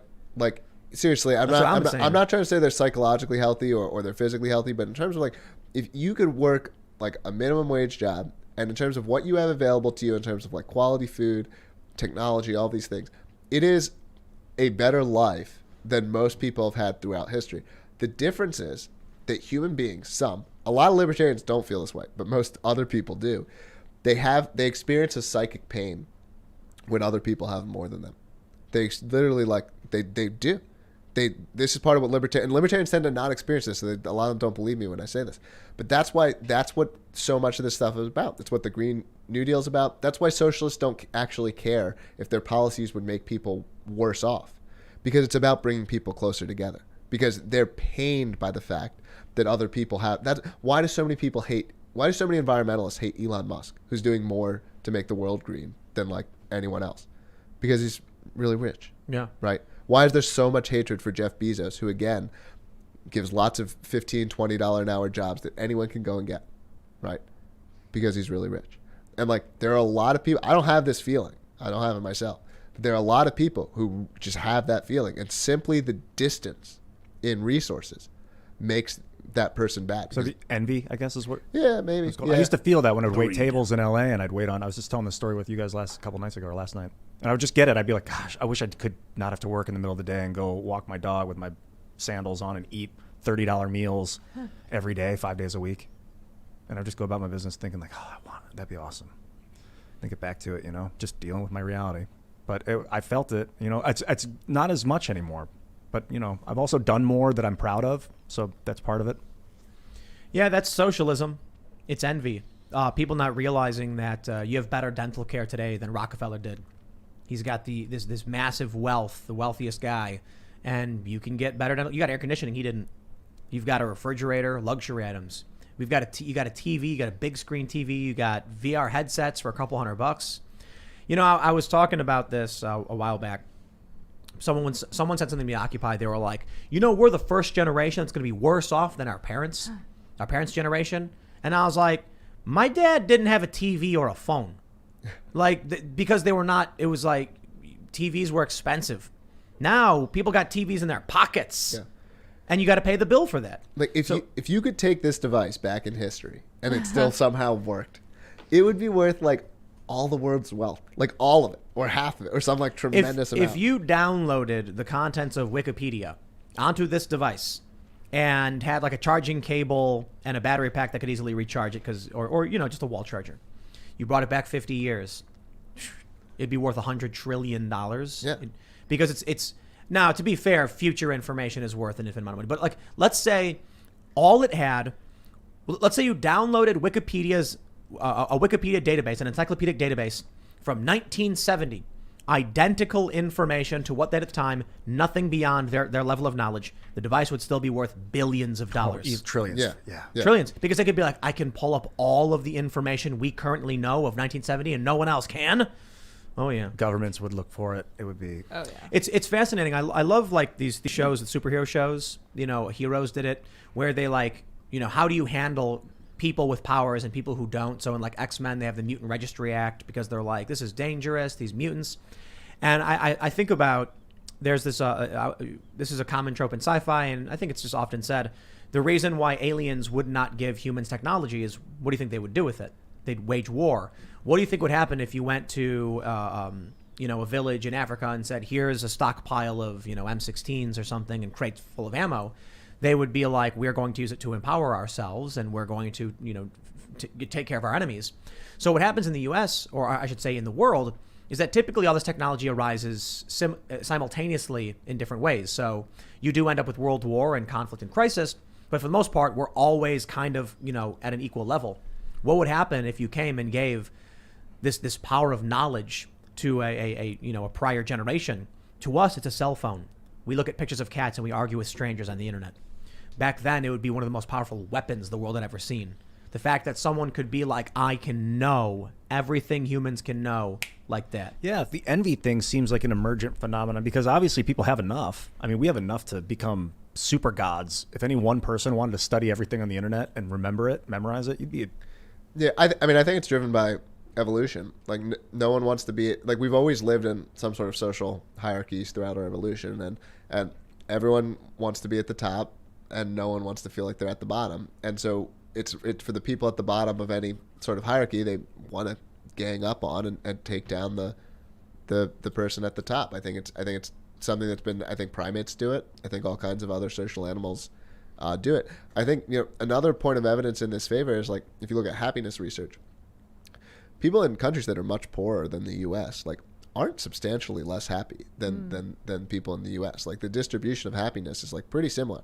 Well, because it's not really about how well off you are. I mean, it plays a role. I'm not saying they're literally the same, but it's much more about, hey, if you're doing well in society. This is also why you see this research sometimes. It's like, if everyone made $80,000 a year, they'd be happy. Like, look at this research. Once people make this amount of money, they're much happier. It's not about the money. It's not about the resources. It's about that once you're at a certain level, you experience happiness from being, having achieved this success that distances you from others. And this is like a kind of like cold and uncomfortable way to talk about it, but I think it's the truth. I will say though, having a little bit of money, having enough money to eat whatever I want, whenever I want, and to sleep as late as I want is life-changing. Yes, when you're talking about like abject poverty, like there's clear differences there. So I'm not talking about like quite at that level. There are clear differences. I once read that a paraplegic a year after their accident and a lottery winner a year after winning register the same levels of happiness. Yeah, we experience these hedonic adjustments. Jonathan Haidt has some really good research on this topic. We're going to do a hard segue. The hardest of hard segues. Do it. I'm so because I have to. Because there was a trend on Twitter. My friends, I give you Cenk Uygur of the Young Turks claiming he could beat Joe Rogan in a fight. All right, Okay, next I think- MMA celebrity Just- match. Just for everybody, Cenk is an overweight, progressive YouTube host, and Joe Rogan is not only an MMA commentator, but he used to fight MMA, Black and belt. he trains, and he has a gym, and he is massively ripped. But we have this tweet. Mr. M says, "I'll make a $1,000 donation to your trash network or your charity of choice to see you call Rogan, who is not only the most successful podcast in history, but also a black belt in MMA, a loser to his face." And Cenk Uygur said, "Deal. Easiest $1,000 I've ever made. You think he's going to assault me? Sure, whatever. That's incredibly dumb, but also wouldn't work. I'm much larger than Joe, and I've fought my whole life. I'd end him. But grown-ups don't do that. I'll send you the P.O. box to send the check later." I'll end him? This is, wow, a whole new level of stupid. But come on, man. This is the political discourse we get in this country? Yes. Let me pull up. We got another tweet here. Let me see if it loads. Cenk Uygur says, "If Joe Rogan believes the government is violating your bodily autonomy that the government violating your bodily autonomy is tyranny, then he must be furious about anti-choice Christian mullahs in his country. If he isn't, then he's an effing hypocrite, sucking up to his right-wing audience out of either stupidity or cowardice, except I'm pretty sure Joe Rogan is pro-choice, pro-UBI, pro-Bernie Sanders. This is what these people don't get. Cenk Uygur is plastic. He represents the non-player character that dominates our political discourse. I, for instance, pro-choice. Vax mandates are wrong because it's a liberty-minded approach, not a traditional value-minded approach. But Cenk doesn't know or care. And so the parent factions, the Democrats and the Republicans, now the Republicans mostly not so much because Trump really just splattered that whole party, changing it very different nowadays. But the establishment Democrats only seem to recognize dichotomies. So Cenk Uygur goes on his show and says, either you agree with us, you're on our side, or no matter what else, you're wrong. Even if what you're saying is scientifically true or factually correct, doesn't matter. And so they'll come out and what's the point of this tweet? Cenk, did you just watch Joe Rogan's podcast? Well, this is the point of the tweet. Do we talk about it on TV? Yeah. But good. I understand that and I'm fine with it. You know why? We need to explain to people who are watching, give them something they can share and say, my friends, you deserve actual political debates. What Cenk is saying here most likely is driven by, I will say, Hanlon's razor, never attribute to malice that which can be explained by incompetence or attributed to incompetence. Perhaps he's just not that smart. However, Cenk Uygur runs a multi-million-dollar network that's massive, and you need to have abilities and passion and drive to do something like that. So that says to me, Cenk knows he's misleading his audience. He knows he's pushing trash to fill their minds with garbage that will not move this country forward. Rogan's a black belt in jiu-jitsu, I believe. Yeah, I think so. I know he's a kickboxer. I don't know if he practices, but I mean, I think Cenk just doesn't understand that if he's really being serious here. Okay. It sounds like he's like a high school athlete who's like in their 30s or 40s and is a little overweight and still talks about how badass they are. Yeah. I don't know Chang. I don't know. Maybe He's a a great union fighter. buster. I don't know. He's a union buster. Yeah, he Dude, is. See, this is the problem we have. Hypocrite. The young Turks are on YouTube TV. They're propped up by YouTube. They have massive investment, and they are as fake as they come. They are as fake. I used to love him, man. And then in the 2007, 2006, they were like speaking out against the war in Iraq. He was revolutionary in a good way. It's not even. Look. I don't know if you've seen this, but have you noticed a change in people? Like something changed. Yeah. People like Jeng, for instance. I've known him for a long time, and not like friends or anything, but he had me on a show a couple times. I saw him at VidCon several years ago, and he walked up and he was like, "Hey, how's it going?" We shook hands and we talked about YouTube and metrics, and I was doing my YouTube channel and I was doing what I was doing, and then 2 years later at Politicon, he's screaming in my face. Just like screaming at me, and I'm like, "Why are you yelling at me? Like, dude, what's going on?" I should clarify. Joe's not a kickboxer. Taekwondo. That's what I meant to say. Taekwondo. Oh, really? He's Taekwondo. He won a tournament like in his late teens, early 20s, and then he kind of got out of the game after that. He's getting hit in the head too much. I think. Dude is ripped. Yeah, he's a maniac. He is. He loves working out. But so something happened to people, man, and I don't know what. Yeah, this isn't like a strong explanation, but I think part of it does have to do with social media and the way that it's sort of like. To me, that matches up with the timeline of like the politics has gotten much more divisive. Like Democrats and Republicans have moved away from the middle and are like much more outside of the middle. But have you seen the Pew Research? The trends on this? Yeah, it's Democrats, not Republicans. Republicans are slightly more moderate. I thought it was Democrats more than Republicans, but Republicans also did it. Republicans shifted leftward a great deal from during the 2000s into the early 2010s. Yeah. And then moved only a little bit to the right. Okay. So depending on what time frame you're using. But based on where Republicans were in the 90s and the 2000s, they're actually much further left than they traditionally had been. They're progressives driving the speed limit and and so on. Right, exactly. Yeah. But it definitely does, it incentivizes conflict. It discourages us seeing the other side. And it's also created this phenomenon where we're living in these separate realities where there's who are these people that both sides still trust? There's basically no one. None. So my favorite was, I mentioned this for many of you may have heard this, but I'll just so you know, when I went on Russell Brand's show and he asked me, I was on Russell Brand's show. He asked me about Civil War. And, I typically view this as people are they think they're going to get me as though I'm some shock jock being Civil War and bang on the table when I'm actually going through all of the details, the Princeton professor, the Atlantic articles, the conversations around Thucydides' trap and what it means, 4th and 5th generational warfare, all of these very specific examples of why we are facing some kind of civil conflict. Then you've got, first and foremost, we had 2 shootouts in the Pacific Northwest between the left and the right. I mean, that's kinetic conflict. It's been going on for years and getting worse. And then you have the storming of the Capitol and all this stuff. The comment section was hilarious. People on the right saying Tim's a leftist. People on the left saying Tim's right wing. And I'm like, well, there you go. Yeah. There's no middle. There isn't. For any real conversation. But the interesting thing is libertarians are kind of in the middle because they're all I care about is freedom. Do you care about freedom?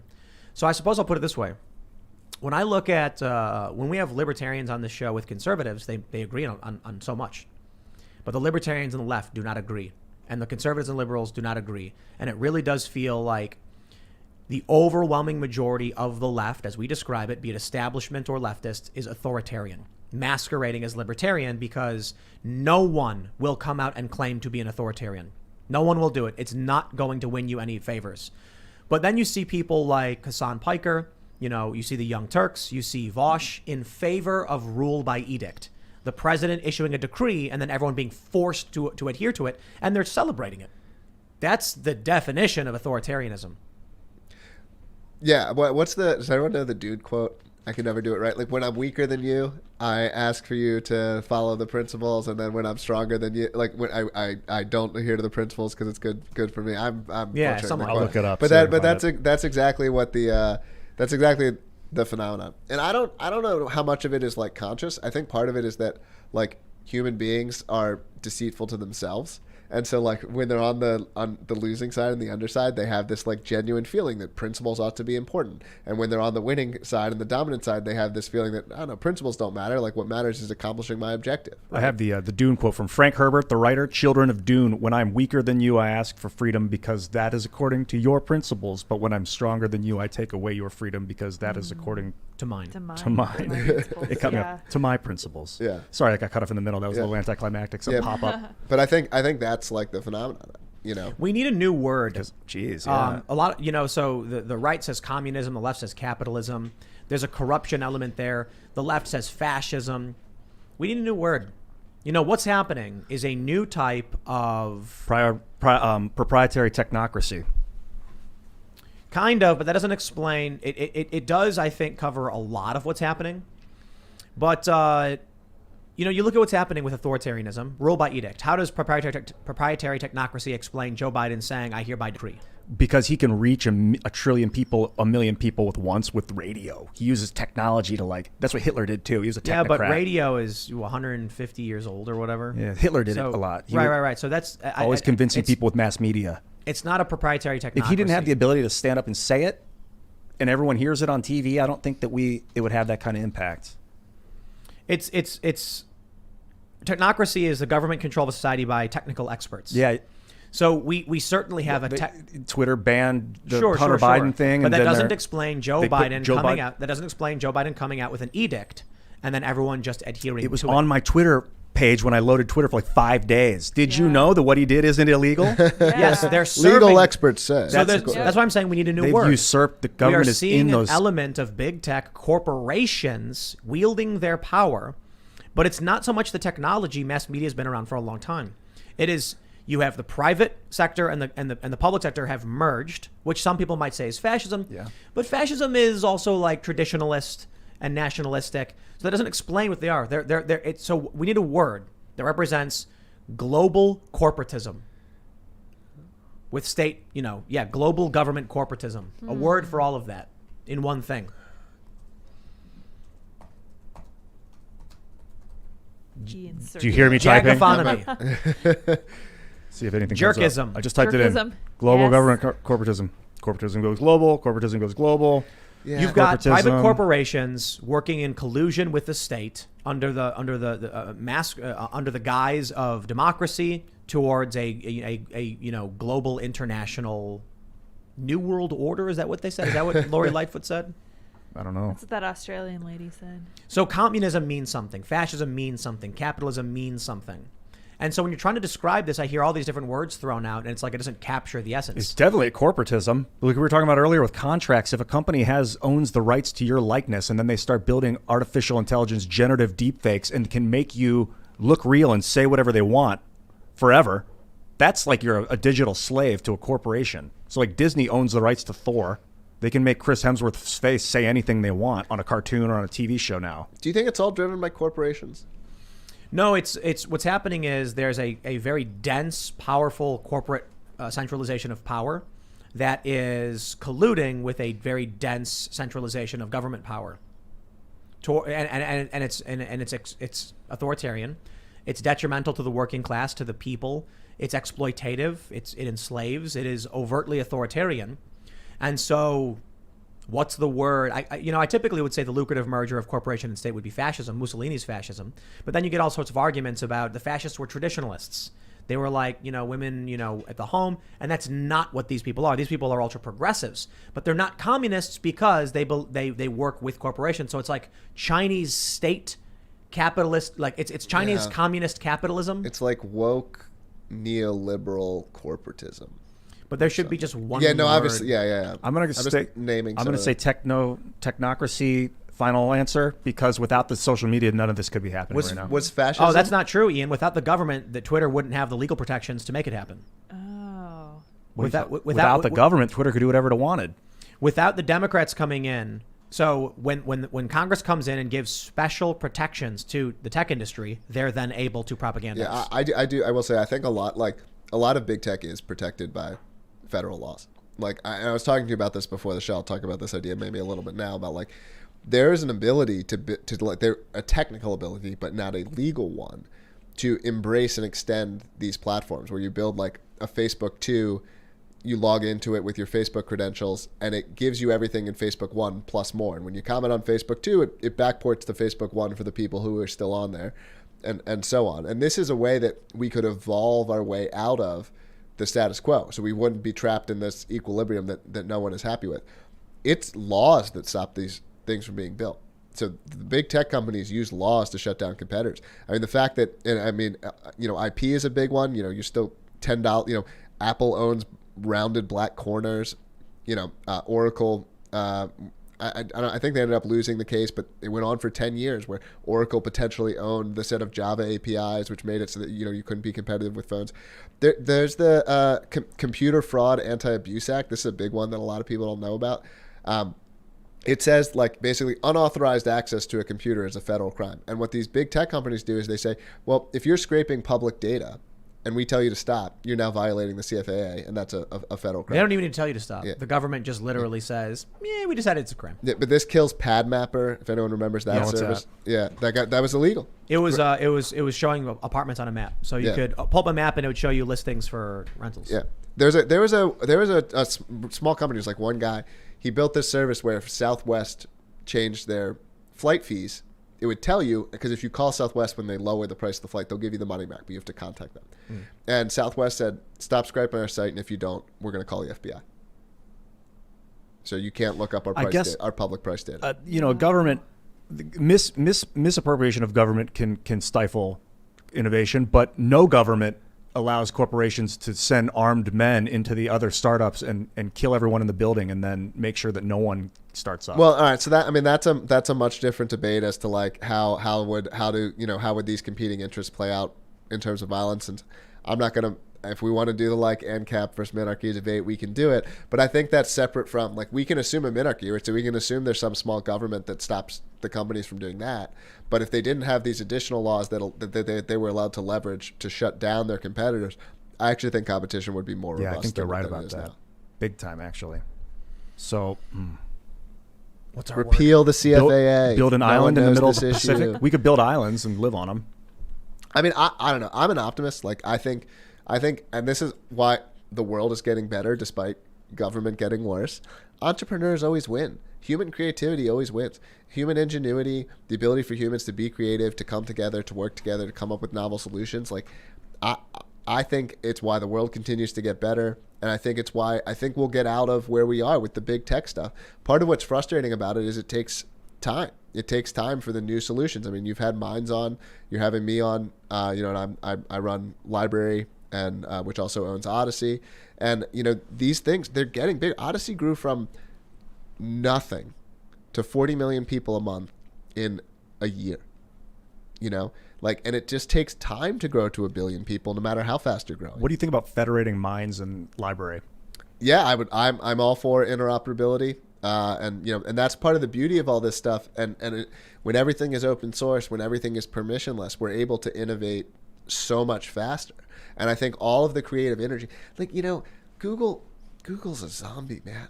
The smartest, most creative people, they don't want to work at Google. They don't want to work under a culture where you have to adhere to a woke ideology, and if you don't, you're going to lose your job. They don't want to sit through 3 hours of diversity and inclusion workshops a week and have to go through all that training and have to put, pronouns in their signature and all this stuff. I'm not saying none of them do, but most of them don't. I was thinking last night, Google, is it just that it's too big?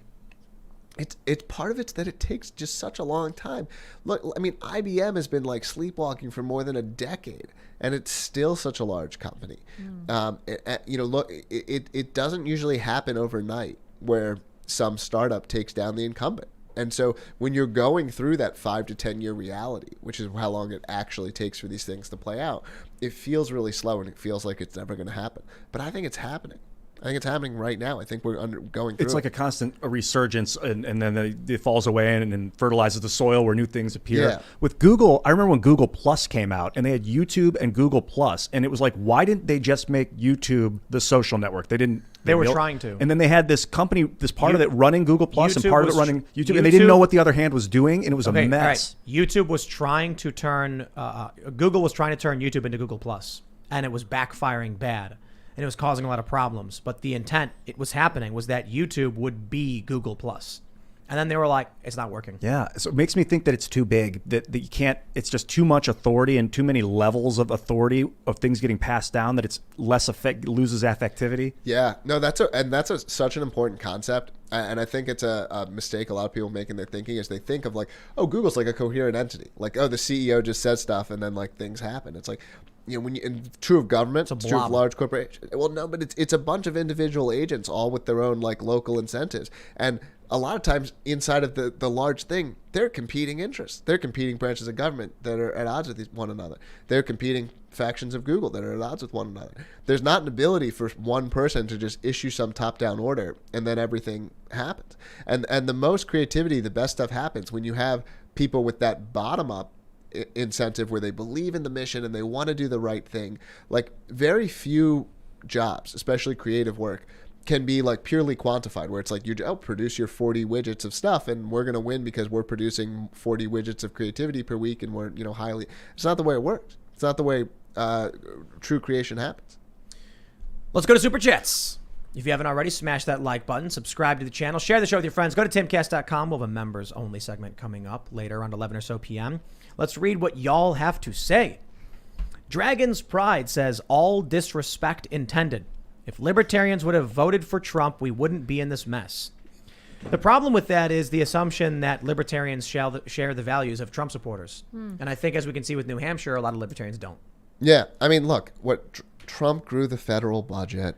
Okay. Trump, if Trump had followed his impulses, he might have been better on COVID than he was, but he didn't.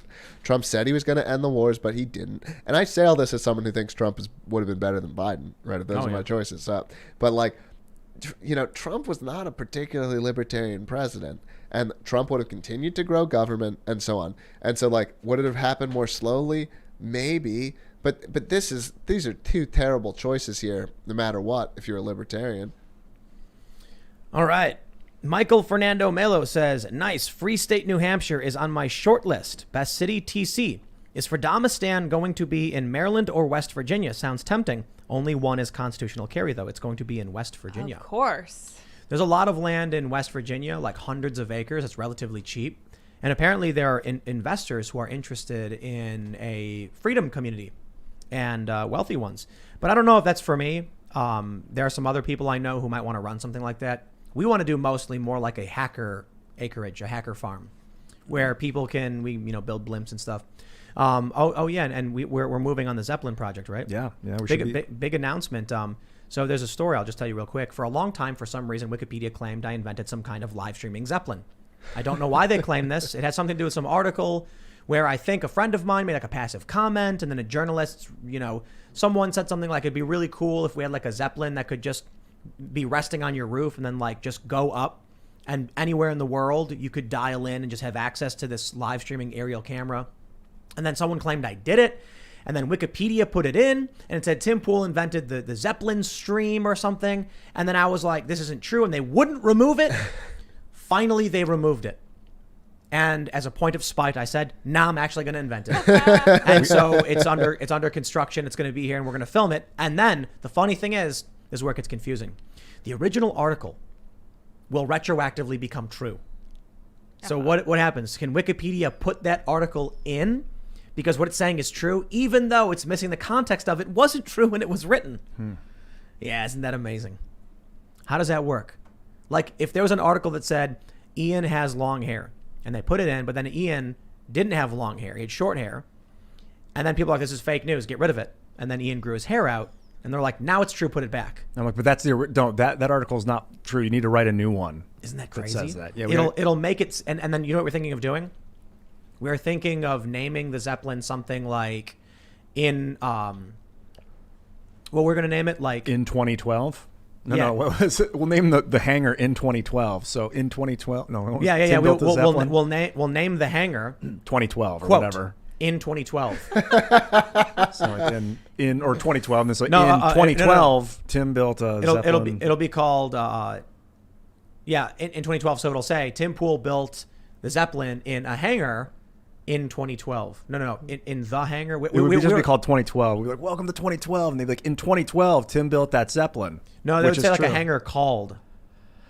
Yeah, if you guys have ideas, man, send them on, we were tweet them thinking out. Of naming it something so that when they write it in the article, it would confuse people and they wouldn't know when it was made. Yeah, I think this is perfect. Yeah, the Zeppelin's going to be maniac. It's going to be an awesome. Man, Wikipedia's gone so downhill though. But I'm really just interested how they'll respond to this, because it's like a really interesting bind for the editors to be in. Like, we've officially it exists. We've been working with some people. We've got it. I think it's mostly done. Yeah. And so we're going to unveil it, but it's happened. So now I will say this definitively. That article that claimed I did invent the Zeppelin is now correct. Well, what are technically, we didn't invent it. We're using technology that's already invented. invented. What does invent mean? Exactly. We had this one pieced together for us. I don't know. No, I'm going to go with that- the article's still false because it wasn't true when it was written. Exactly. Yeah. I But- think that means it's false. But if someone read it to you without the date, it would be a true statement.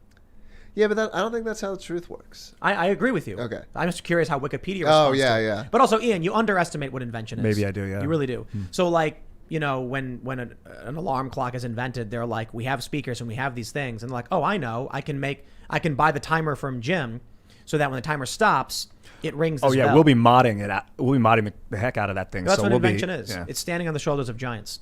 So certainly, a lot of this is what you really got to understand about phones too, and like all modern tech. It's basically a company shops around saying, "Can you build something like this?" And they'll be like, "We'll make it." And they put the pieces together and say, "Look what we've created." It's a new invention or something. So, let's read some more. Let's see what we got. All right, let's see. Nightingale Maury says, "What's the Safe and Ready Meals promo?"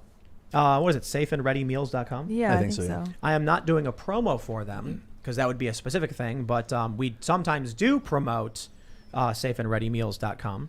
I don't know how that works because like normally when you read the promo, you have to like tell YouTube. But if someone asks us and we just tell them what it is, like What if I ask you? that might be a promo. I want to ask you about what's in your water bottle over there. The Eternal Reds. Do it. Oh, We're not doing. Those are delicious, by the way. Yeah, we shouted them out yesterday. It's like I legit drink this stuff, Yeah. dude. It's So amazing. good. It's so good. Yeah, put it in the water and get that vitamin C. Timothy Peterson says, "Never laughed as hard watching Shimcast as I did last night."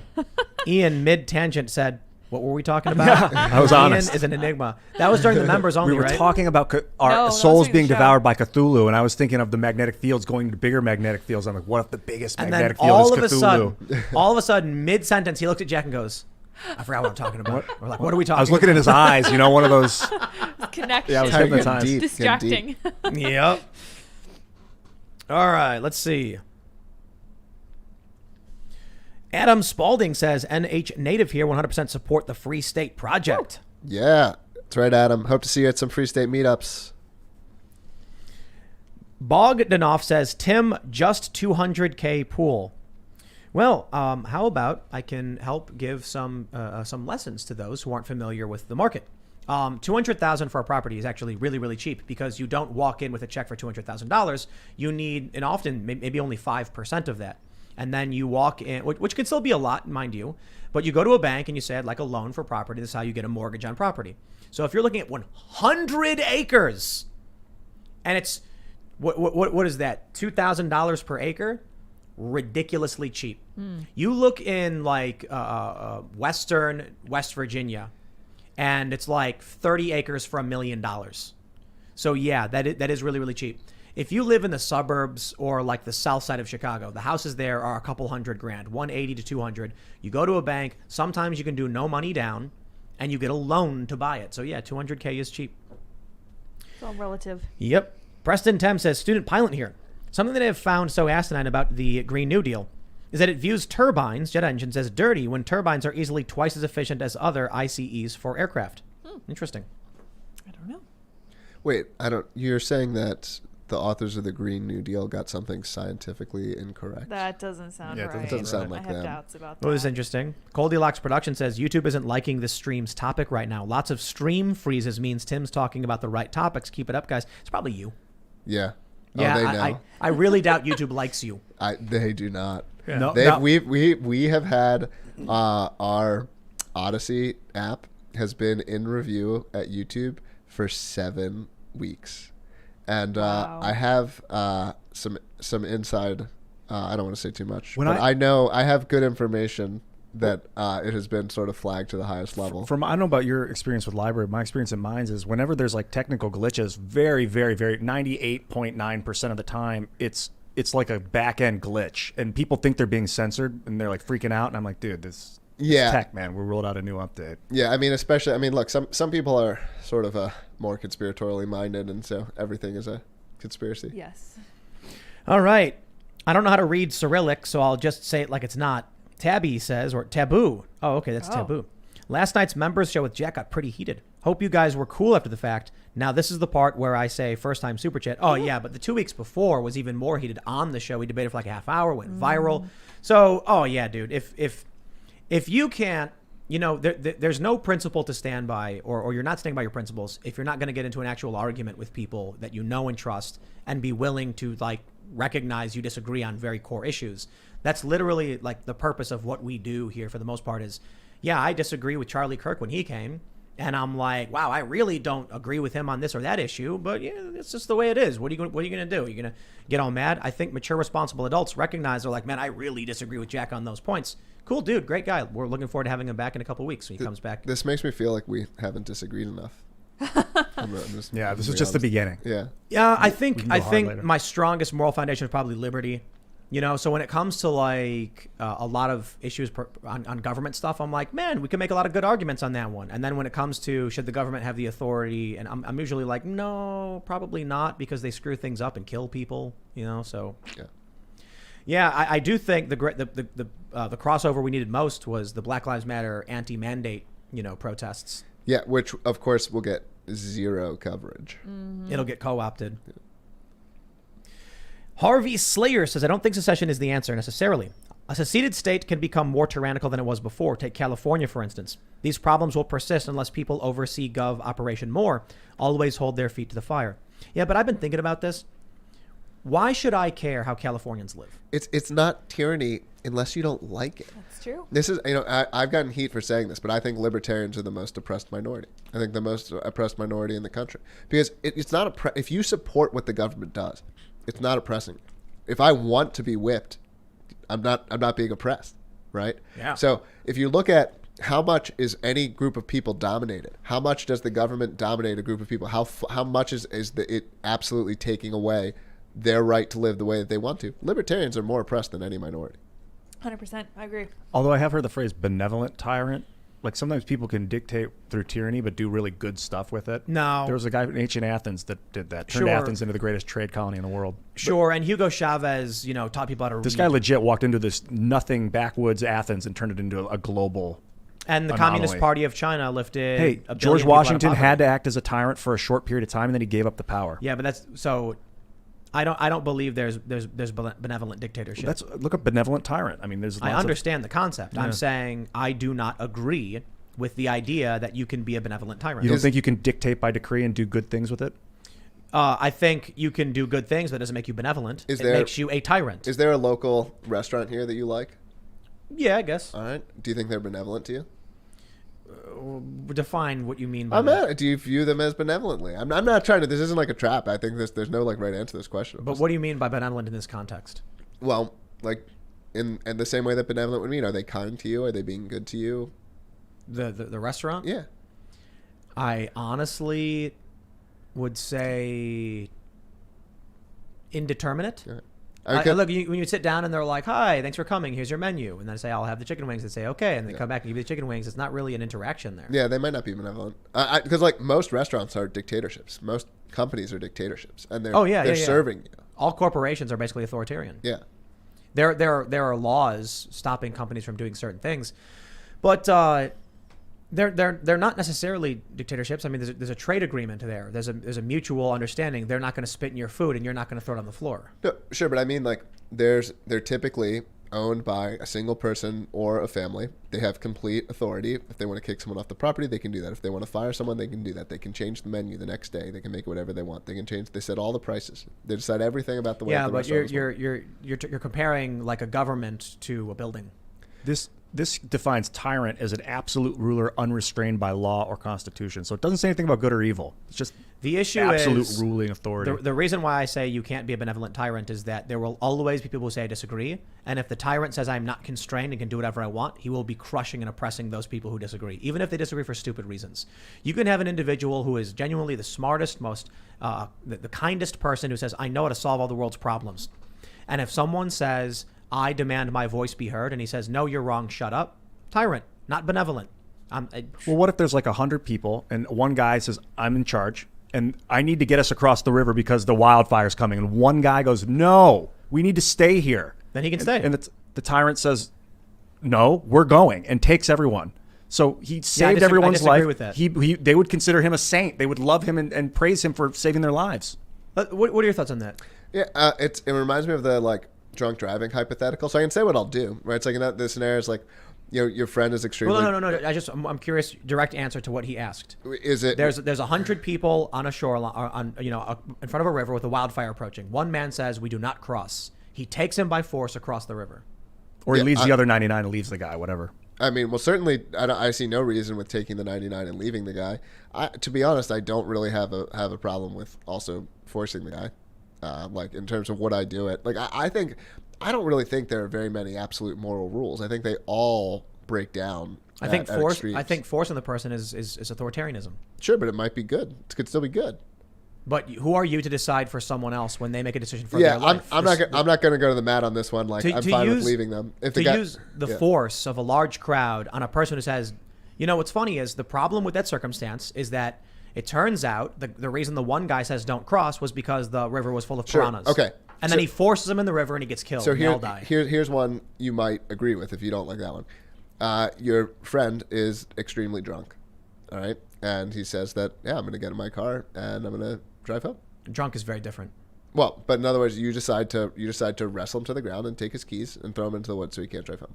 You violated his property rights and you dominated him. I disagree. That's absolutely not the same thing. A guy's bleeding on the ground and you're like, if I don't put pressure on the wound, you'll die. Don't you dare touch me. I'm putting the pressure on. I'm not saying these are exactly the same scenario. Well, so that's it. So all right, the drunk driving one, the idea is that the behavior is creating some externalities. So maybe it's different. But if you put pressure on the wound when the guy says no, how's that different than carrying him across the bridge? You don't know what's in the river. You don't know why he's objecting. And so you also do have to consider that when there's extreme circumstances where we act in the best of our abilities to like legitimately save a life when it's obvious. Like if you are coming across a very complex situation and one man says, I hereby decree, and you say, no, that's wrong. And he says, shut up, and uses the force of the mob to shut you down. Often, you could end up walking into a river full of piranhas and then you all die. Maybe the guy bleeding to death wants to die because he's about to... Wanting to die is different from saying, I object on these grounds. Okay. But you might the tyrant may know that there's danger, whereas the person who's objecting doesn't know. It's still... complex social situations, we cannot create a circumstance in which a tyrant can just say, I'm smarter than you, therefore you must. No, but if they have knowledge that you don't have and there's a dissension from ignorant dissension... Then let's play the game. 99 people come to the river and the one benevolent tyrant says, I know the river is safe. He's wrong. Let's force him across. And then the next time they come across the river, the moron says, I'm in charge, and then throws everybody off a cliff. And the guy's like, don't throw me off the cliff, please. And they're like, you do as you're told, and then do it. So history would write the first guy as a benevolent tyrant. The second guy would be an idiot dictator. The point is, this is why we don't allow absolute power. That's why we prevent against it, because it can go haywire. Because it sideways. Will go haywire. Well, not always. It will. No, yes, it will. There are definitely instances throughout history of tyranny being very good. It's the exception, not the rule. I agree with that. You create a circumstance where someone can oppress people because they think they're smarter, and that is what you will get. Now, if there's an emergency and someone's lying on the ground and they're bleeding and they're like, don't touch me, that happens all the time. And it's like, bro, this is a very different circumstance where we legit know you're bleeding. Or a drunk driver where they're not within their right frame of mind. I don't think you would get the outcome of sort of like evil behavior if there's competition between tyrants. Well, yeah, a tyrant has absolute power. If there's competition, they're not a tyrant. Okay, but he's talking about a tyrant. I suppose there's still tyrants of a city-state. I mean, there's competition in the case of city-states. I think this is a very specific example, but for the most part, there's always going to be someone who either doesn't understand, who understands better, or quite frankly just refuses to comply. And the idea that a tyrant is going to go to someone who says, I refuse to comply, and says, we're going to force you, that is not benevolence. It is just someone who has convinced the people he is better for some reason. Well, but sometimes the ignorant person really is making a bad decision, and the tyrant has to correct for that. The issue is that it's like the quote I mentioned before, the idea that some people are just stupid, so they need smarter people to lead them, but they're basically the same. There's an average. Are there smarter people? Sure. Look at all of our leaders. Man, imagine if Joe Biden got dictatorial power and could just demand by edict people be forced to get vaccinated. So and you have all the Democrats saying, what a good leader, and they're cheering for him, saying, that's a benevolent dictator, a benevolent tyrant. And I'm saying, it doesn't matter whether you think you're right or wrong. This should not be allowed because you're not always right. and often could be wrong, and we need a balance of power. We need to decentralize. Centralized authority, in my opinion, is almost always bad. I'm not big on absolutes because sometimes George Washington needs to say, we have to do this because we're in a war and there are emergencies. Sometimes Abraham Lincoln says, I'm going to do some things that are really awful that we think are still bad to this day. But we're like, man, was slavery just really bad? So we kind of accept that he did bad things. We still will say it was tyrannical. Let's read some more super chats because we got to read more super chats. Ooh. Mark Neal says, what's the free state view on immigration? Asking as a Canadian who wants to escape and be free. If you are liberty-minded, we want you in New Hampshire, regardless where you come from. We obviously don't control federal immigration laws, but also we're not narcs. So do what you gotta do. I know some people who have what's it called when you get married to get into a country? There's like some term for that. Anyway, I don't know. Come and meet a partner. Come, so if you're having trouble getting citizenship, come for vacation. Come meet some nice New Hampshire woman or nice New Hampshire man. Your and best and your brightest. Yeah. The TJ Drummer says, Oregonian here. Sick of the Pacific Northwest and Democrat control. Wife and I are looking at West Virginia and New Hampshire and would gladly join the Liberty Movement. You see, it's tough. I tell people to go to West Virginia because, we're expanding here. We're bringing people down. We've moved quite a few people out here.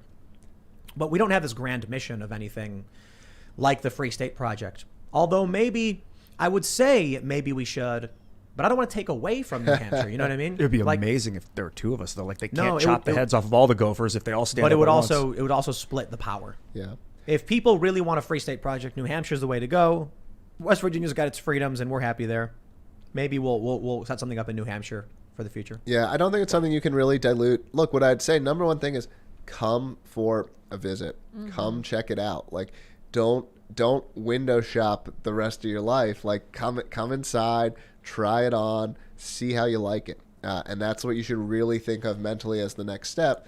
Look, some people go all the way to Seoul, and that's awesome. And so if you're ready to move tomorrow, get on the plane. We're happy to welcome you. But I think that, like, the number one thing is to come up for that visit, come check it out, and get plugged in and meet the people here. We'll connect. If you have a family, we'll connect you with similar families. Whatever your interests are, we'll connect you with people similar interests. So if someone was going to do that, would they get like an Airbnb somewhere? What would you advise? Like, where would they go to stay? How would they? So we have fsp.org/visit has a form. You fill it out. A human being, a real one, not an AI, not a chatbot, a member of the FSP staff, typically a woman named Chris Lopez, will reach out to you. She's awesome. Shout out to Chris.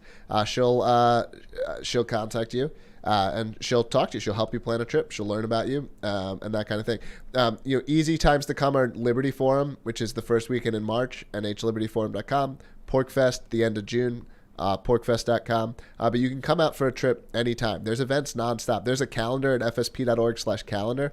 It's like there are like 4 Liberty events a day throughout the state. So there's always stuff going on regardless of when you come. But is there like a Fredamistan? Has someone set up a large Yeah. acreage where you can just come and it's, hang hang out, have fun? There's a place called like Croydon Farms, which like definitely some vibes to this place where like people come in and out of there.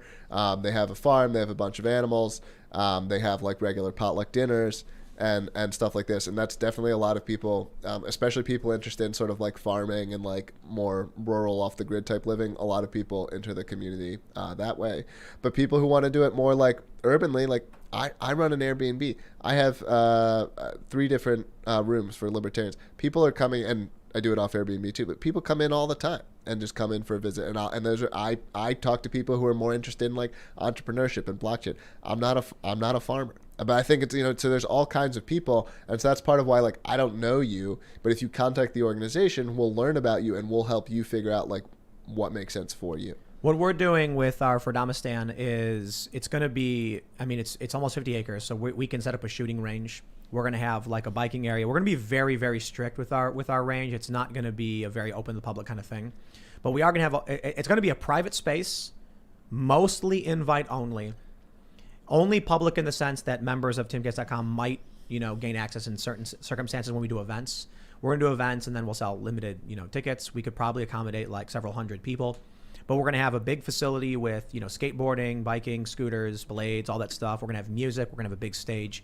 We're going to have dirt jumps. We have a pond. We're going to set up all this just cool freedom stuff. And the facility is going to be like a hackerspace. Sweet. So we're going to be making drones and blimps. We're going to build like gliders. I'll make a flight suit and jump off the building with it or something. Just having fun, experimenting, having a good time, and playing music, playing video games. It's gonna be amazing. It sounds sweet, and I think this is the future. Like getting together with like-minded people. I think it's just like it's a much better way to live. I'm so happy raising my kids in New Hampshire, like compared to what it would have been like if I was still in Philadelphia. Oh yeah, someone said free Kekistan. I'll buy a big piece of land and we'll give it to some memers. Yeah, you might need an embassy, maybe. Maybe you need an embassy. I like that. Isn't there there's like some small plot of land in Nevada that declared independence, and the federal government just was like, Yeah. get out of here. That's actually what makes the federal, if you don't like it, leave is a valid principle. Like if there's actually this competition for government, the governments don't follow their own rules. We saw it with Liberland. We saw it with Sealand, if people know the story of Sealand, where they knocked this island off, violated all the rules. And they do it. So when people try to start something new, the governments get together and they shut it down. And there is effectively... The Sharon. Yeah. Honestly, you want to know why government's so bad? Imagine if we went back in time to like 1900 and we said all of the restaurants in existence, that's it. There's no one's allowed to ever start a new restaurant. The existing chains can continue to operate, but that's it. There will never be a new one. Like, would restaurants be good today? No. They would Doubtful. suck. Probably Yeah. not, yeah. And that's what happened with government. The beauty of America is it was this new thing. It was an experiment. It was people putting their own skin in the game to come and try a different way of living. And it was better than everything that came before. And it was so good that Europe copied it. That other people copied what happened in America. And that's what we want to happen again, is people getting together, putting their skin in the game, saying, let's try a new and better way to live. And then if it works, people will copy us. We'll do one more. Garhant says, please have Ian do the political compass. He's the millennial authoritarian who says they aren't. He doesn't like New Hampshire seceding, and now he wants a computer program to rule a state. It's long-haired Stalin plus herbs. You misrepresented. I don't want it to rule the state. I want it to advise the governor. Also, I think secession is dangerous, so I'm wargaming the potentialities of mismanaging something like that. I'm not against like creating new states of union, though. All right, let's see. We'll do one more. We'll do two more. Stephen D. Parker Jr. says, Tim, I am a teacher not far from you. Our vax mandate goes in November 1st. One creepy rule is that unvaxxed must register with the county health department. Wow. William Barger.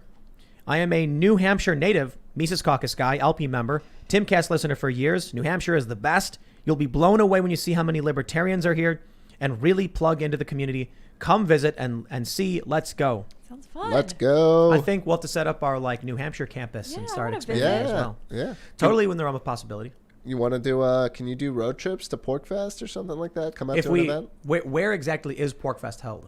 It's about 2 hours north of Manchester. So if we can get land near that area, so we can set up a production facility, we can actually just schedule the show for our New Hampshire site and then go there. There's a space that we could give you to use as a studio for when you're there. We'd have to build something and have okay. something static. Gotcha. And Totally. Okay. People Well- working there, maintaining the property, making the equipment, make sure it's safe and all that stuff. Gotcha. Well, the Yeah. space is set up for that. It's at a campsite where it's basically you can actually How's the literally internet? buy a lot. That's the trickiest part. Well, they got Starlink in upstate New York now. Yeah. So that's active, and maybe we'll have to test that out. It's fast enough, but we'll see. My friends, if you haven't already, smash the like button. Go to timcast.com, become a member. We're gonna have a member segment coming up at around 11 or so p.m. Plus, we have a huge library. You really got to check out the last members only we did with Alex Jones. It was an hour and a half. It was a long conversation. It was a whole lot of fun. The man is out of control. He is a powerful entity who will speak, and there's nothing anyone can do to stop him. Yep. But it was great. It was really fascinating. You can follow me at Timcast. You can follow the show at Timcast IRL. Again, smash the like button. You want to shout anything out before we get? They should also follow you on Odyssey. And follow Tim on Odyssey. If you follow the Free State Project. We're on every social media, like literally every single one. So if you're on YouTube, follow us on YouTube. If you're on Twitter, follow us on Twitter, Free State NH, Facebook. We're on every platform. So follow the Free State Project. If you liked what I had to say, I'm on Odyssey as well at KAUFFJ. I'm also on Twitter at my full name, Jeremy Kauffman. So if you want to hear more from me there, I've got a lot of shit posts, so be careful. And then and what I'd really say is, like, if you're frustrated with big tech, you don't like any of that stuff, create an Odyssey account and check that out as well. You'll earn some cryptocurrency for watching videos, and you can enjoy Tim's show on there as well. Yeah, I think you can port your YouTube account into Odyssey pretty seamlessly. If you're a YouTube creator, it is It's one of those things where I actually lie to people and say it's harder than it is, because if I tell them it's as easy as it actually is, they won't believe you. Like, I'm like, it takes under a minute. They're like, that's not true. So I started telling people, I'm like, it takes like 5 minutes because that's more believable. But it's very, very easy. You click one button, it brings over your entire channel. Wow. It's incredible. Mine's does that too. Ongoing, not just the past. It will bring over your future content. Awesome. Thanks for coming, man. Great Thanks, stuff. this was awesome. Ian Crossland, peace out. And you guys, I hope you enjoyed tonight's conversation. I'm going to have to visit New Jersey. You guys are welcome to follow me on Twitter at Sour Patch Lids. I'm about to roll over 100,000 followers. I'm excited about that. I don't know what it means, but I'm stoked. Come join me over there. It's a good time. I'm pretty sure we're going to be in the new studio on Monday. Yes. So that's big. The table's bigger, and we'll have some surprises for everybody come Monday in the new studio. Tomorrow's going to be a lot of fun. Shane Cashman will be here because we're launching the new show, which I suppose we'll save the name for tomorrow, but go to timcast.com. Check out the members only segment. We'll see y'all there.